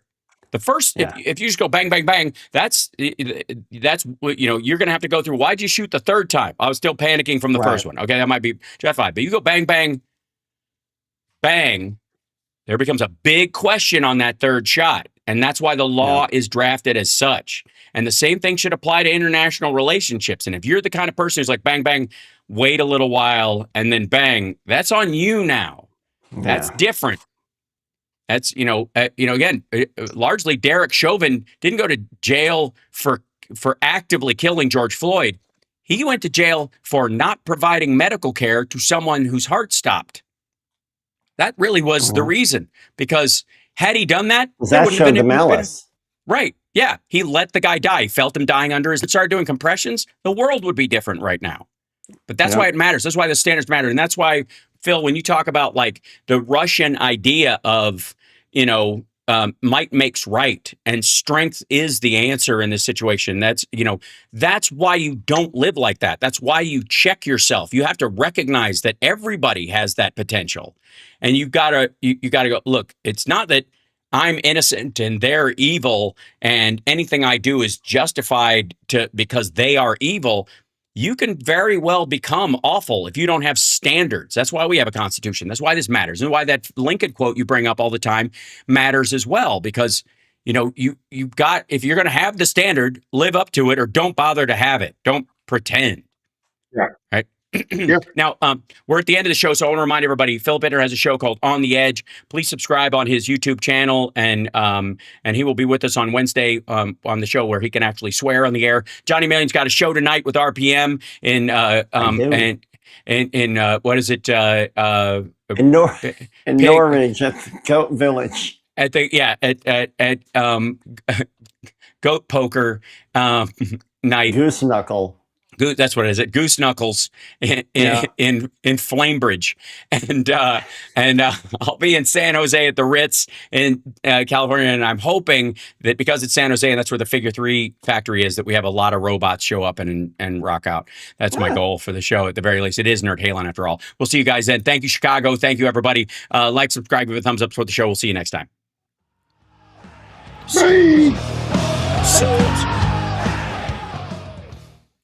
From the heart of Chicago, it's Thank you, Chicago. There we go. 820. Thank you, Chicago. See you, Chicago. Thank you.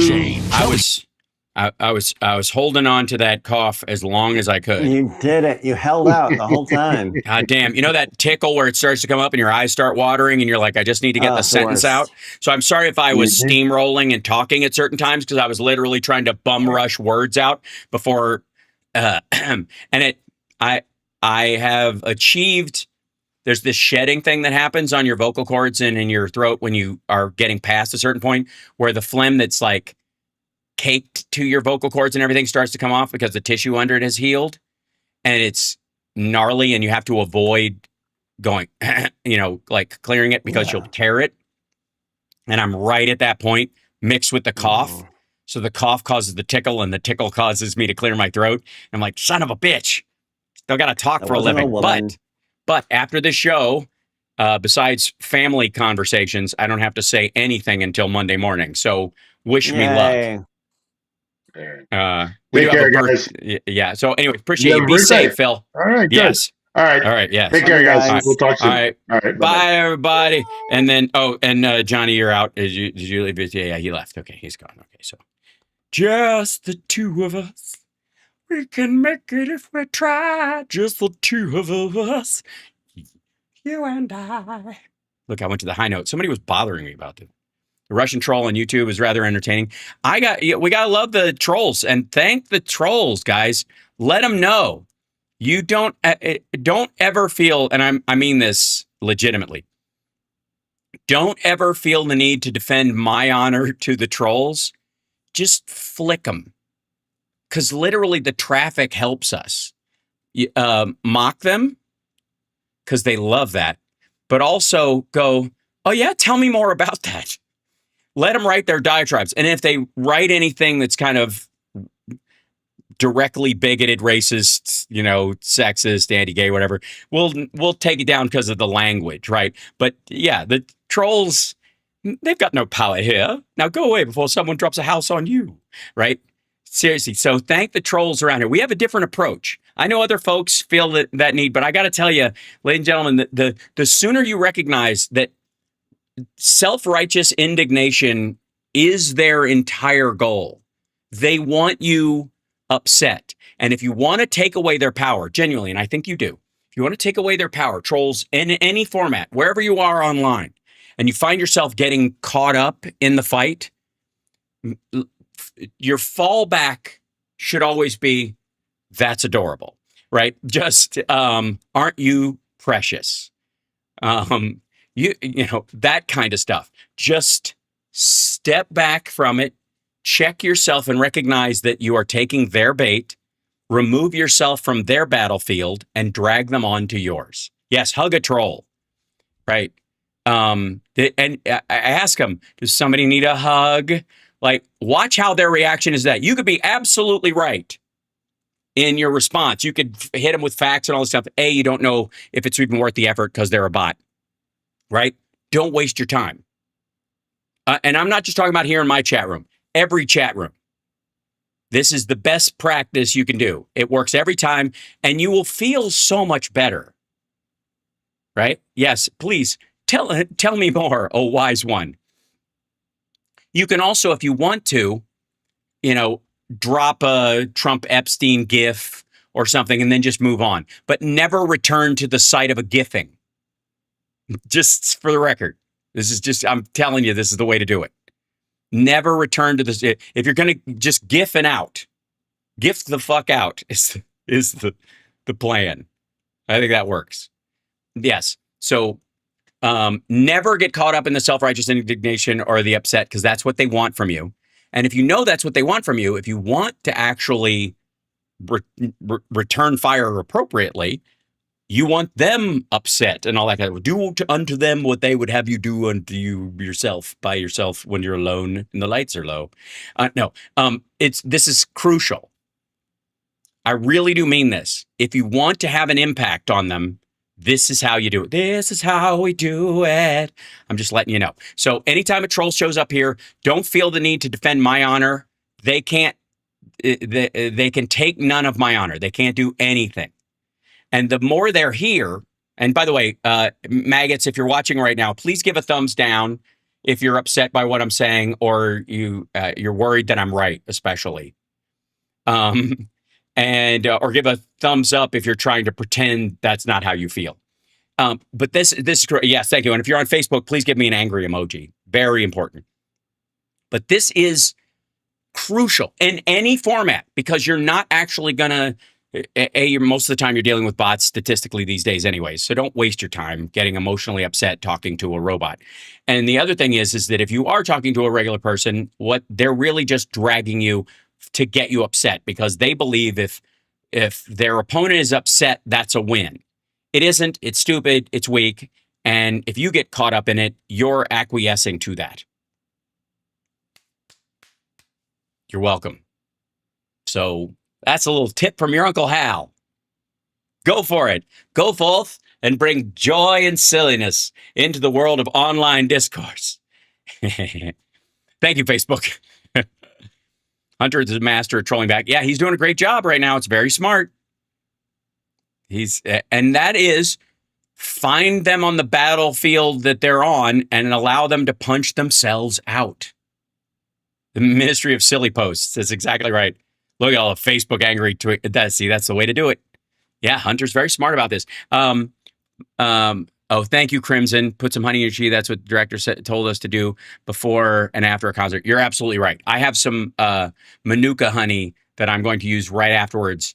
I do the vitamin C drink, that's fizzy, but I do it in hot water, and then I put honey into that. It helps. But thank you for that. I appreciate it, and I will do precisely that. And then, of course, Tim Pugh, thank you for PP on Putin. I don't know if that's something he likes, so I don't know if that's, you know what I mean? Somebody that messed up has clearly got to have, odd sexual desire. So I think just shovel sewage on him, because at some point that's got to hit a tipping point where it's just no longer pleasurable.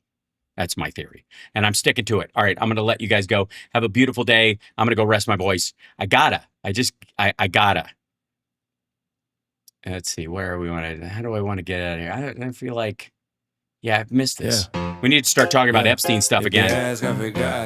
Every time somebody says the Iran war is over, go, good, we can pivot back to Epstein now. Every time. Black bar from my past, can't track this. Screenshots cropped out, can't catch this. Oh, and by the way, subscribe. If it looks too wild on the axis, highlight, right click, boom, redact this. Redact this. Blood and face can't fact check the madness. All right. Out page from the bad. Yes. If the story get messy in the ad-libs, highlight, right click, boom, redact this. I was young, I was dumb, I was scrolling. Type way too much, hit send, heart swollen. Now I keep receipts like a lawyer with a folder. But anything risky, get hit with the toner. Whole group chat, got tails, I ain't claim. If my name pop up, that's a typo, blame. Who's that in the pic, man, that ain't go strange. That's a random stranger with a plea, don't recall. If they ask for the tape, it's a missing file. If they pull up the clip, that's deep fake style. If they show me the proof, I just smile like redact this. Black ball from my past, can't track this. Screenshots cropped out, can't catch this. If it looks too wild on the axis, highlight, right click, boom. Redact this. Blur that face, can't fact check the madness. Torn out page from the bad habits atlas. If the story get messy in the ad-libs, highlight, right click, boom. Redact. If it hit too close, that's a rumor I heard. If the dateline match, that's a clerical error. If the outfit match, that's a popular shirt. If the tattoo match, that's a stock photo search. I'm allergic to question, coughing the light. I just added the ending, soften the bite. Take the worst 3 parts of the night, then slice like fun was had and we were not. Every X got a chapter I seal. Every text got a gap in the reel. I ain't lying, I'm curating the reveal. Just trimming little bits of the raw, real deal. If you saw, you didn't. If you know, you didn't. If you talk, I'm clipping. If they ask, we glitching. Swipe that name out, crop that frame out. If it made me look foul, delete then fade out. Redact this. Black ball from my past, can't track this. Screenshots cropped out, can't catch this. If it looks too wild on the axis, highlight, right click, boom, redact this. Redact this. Blur that face, can't fact check the madness. Torn out page from the bad habits atlas. If the story get messy in the ad-libs, highlight, right click, boom, redact.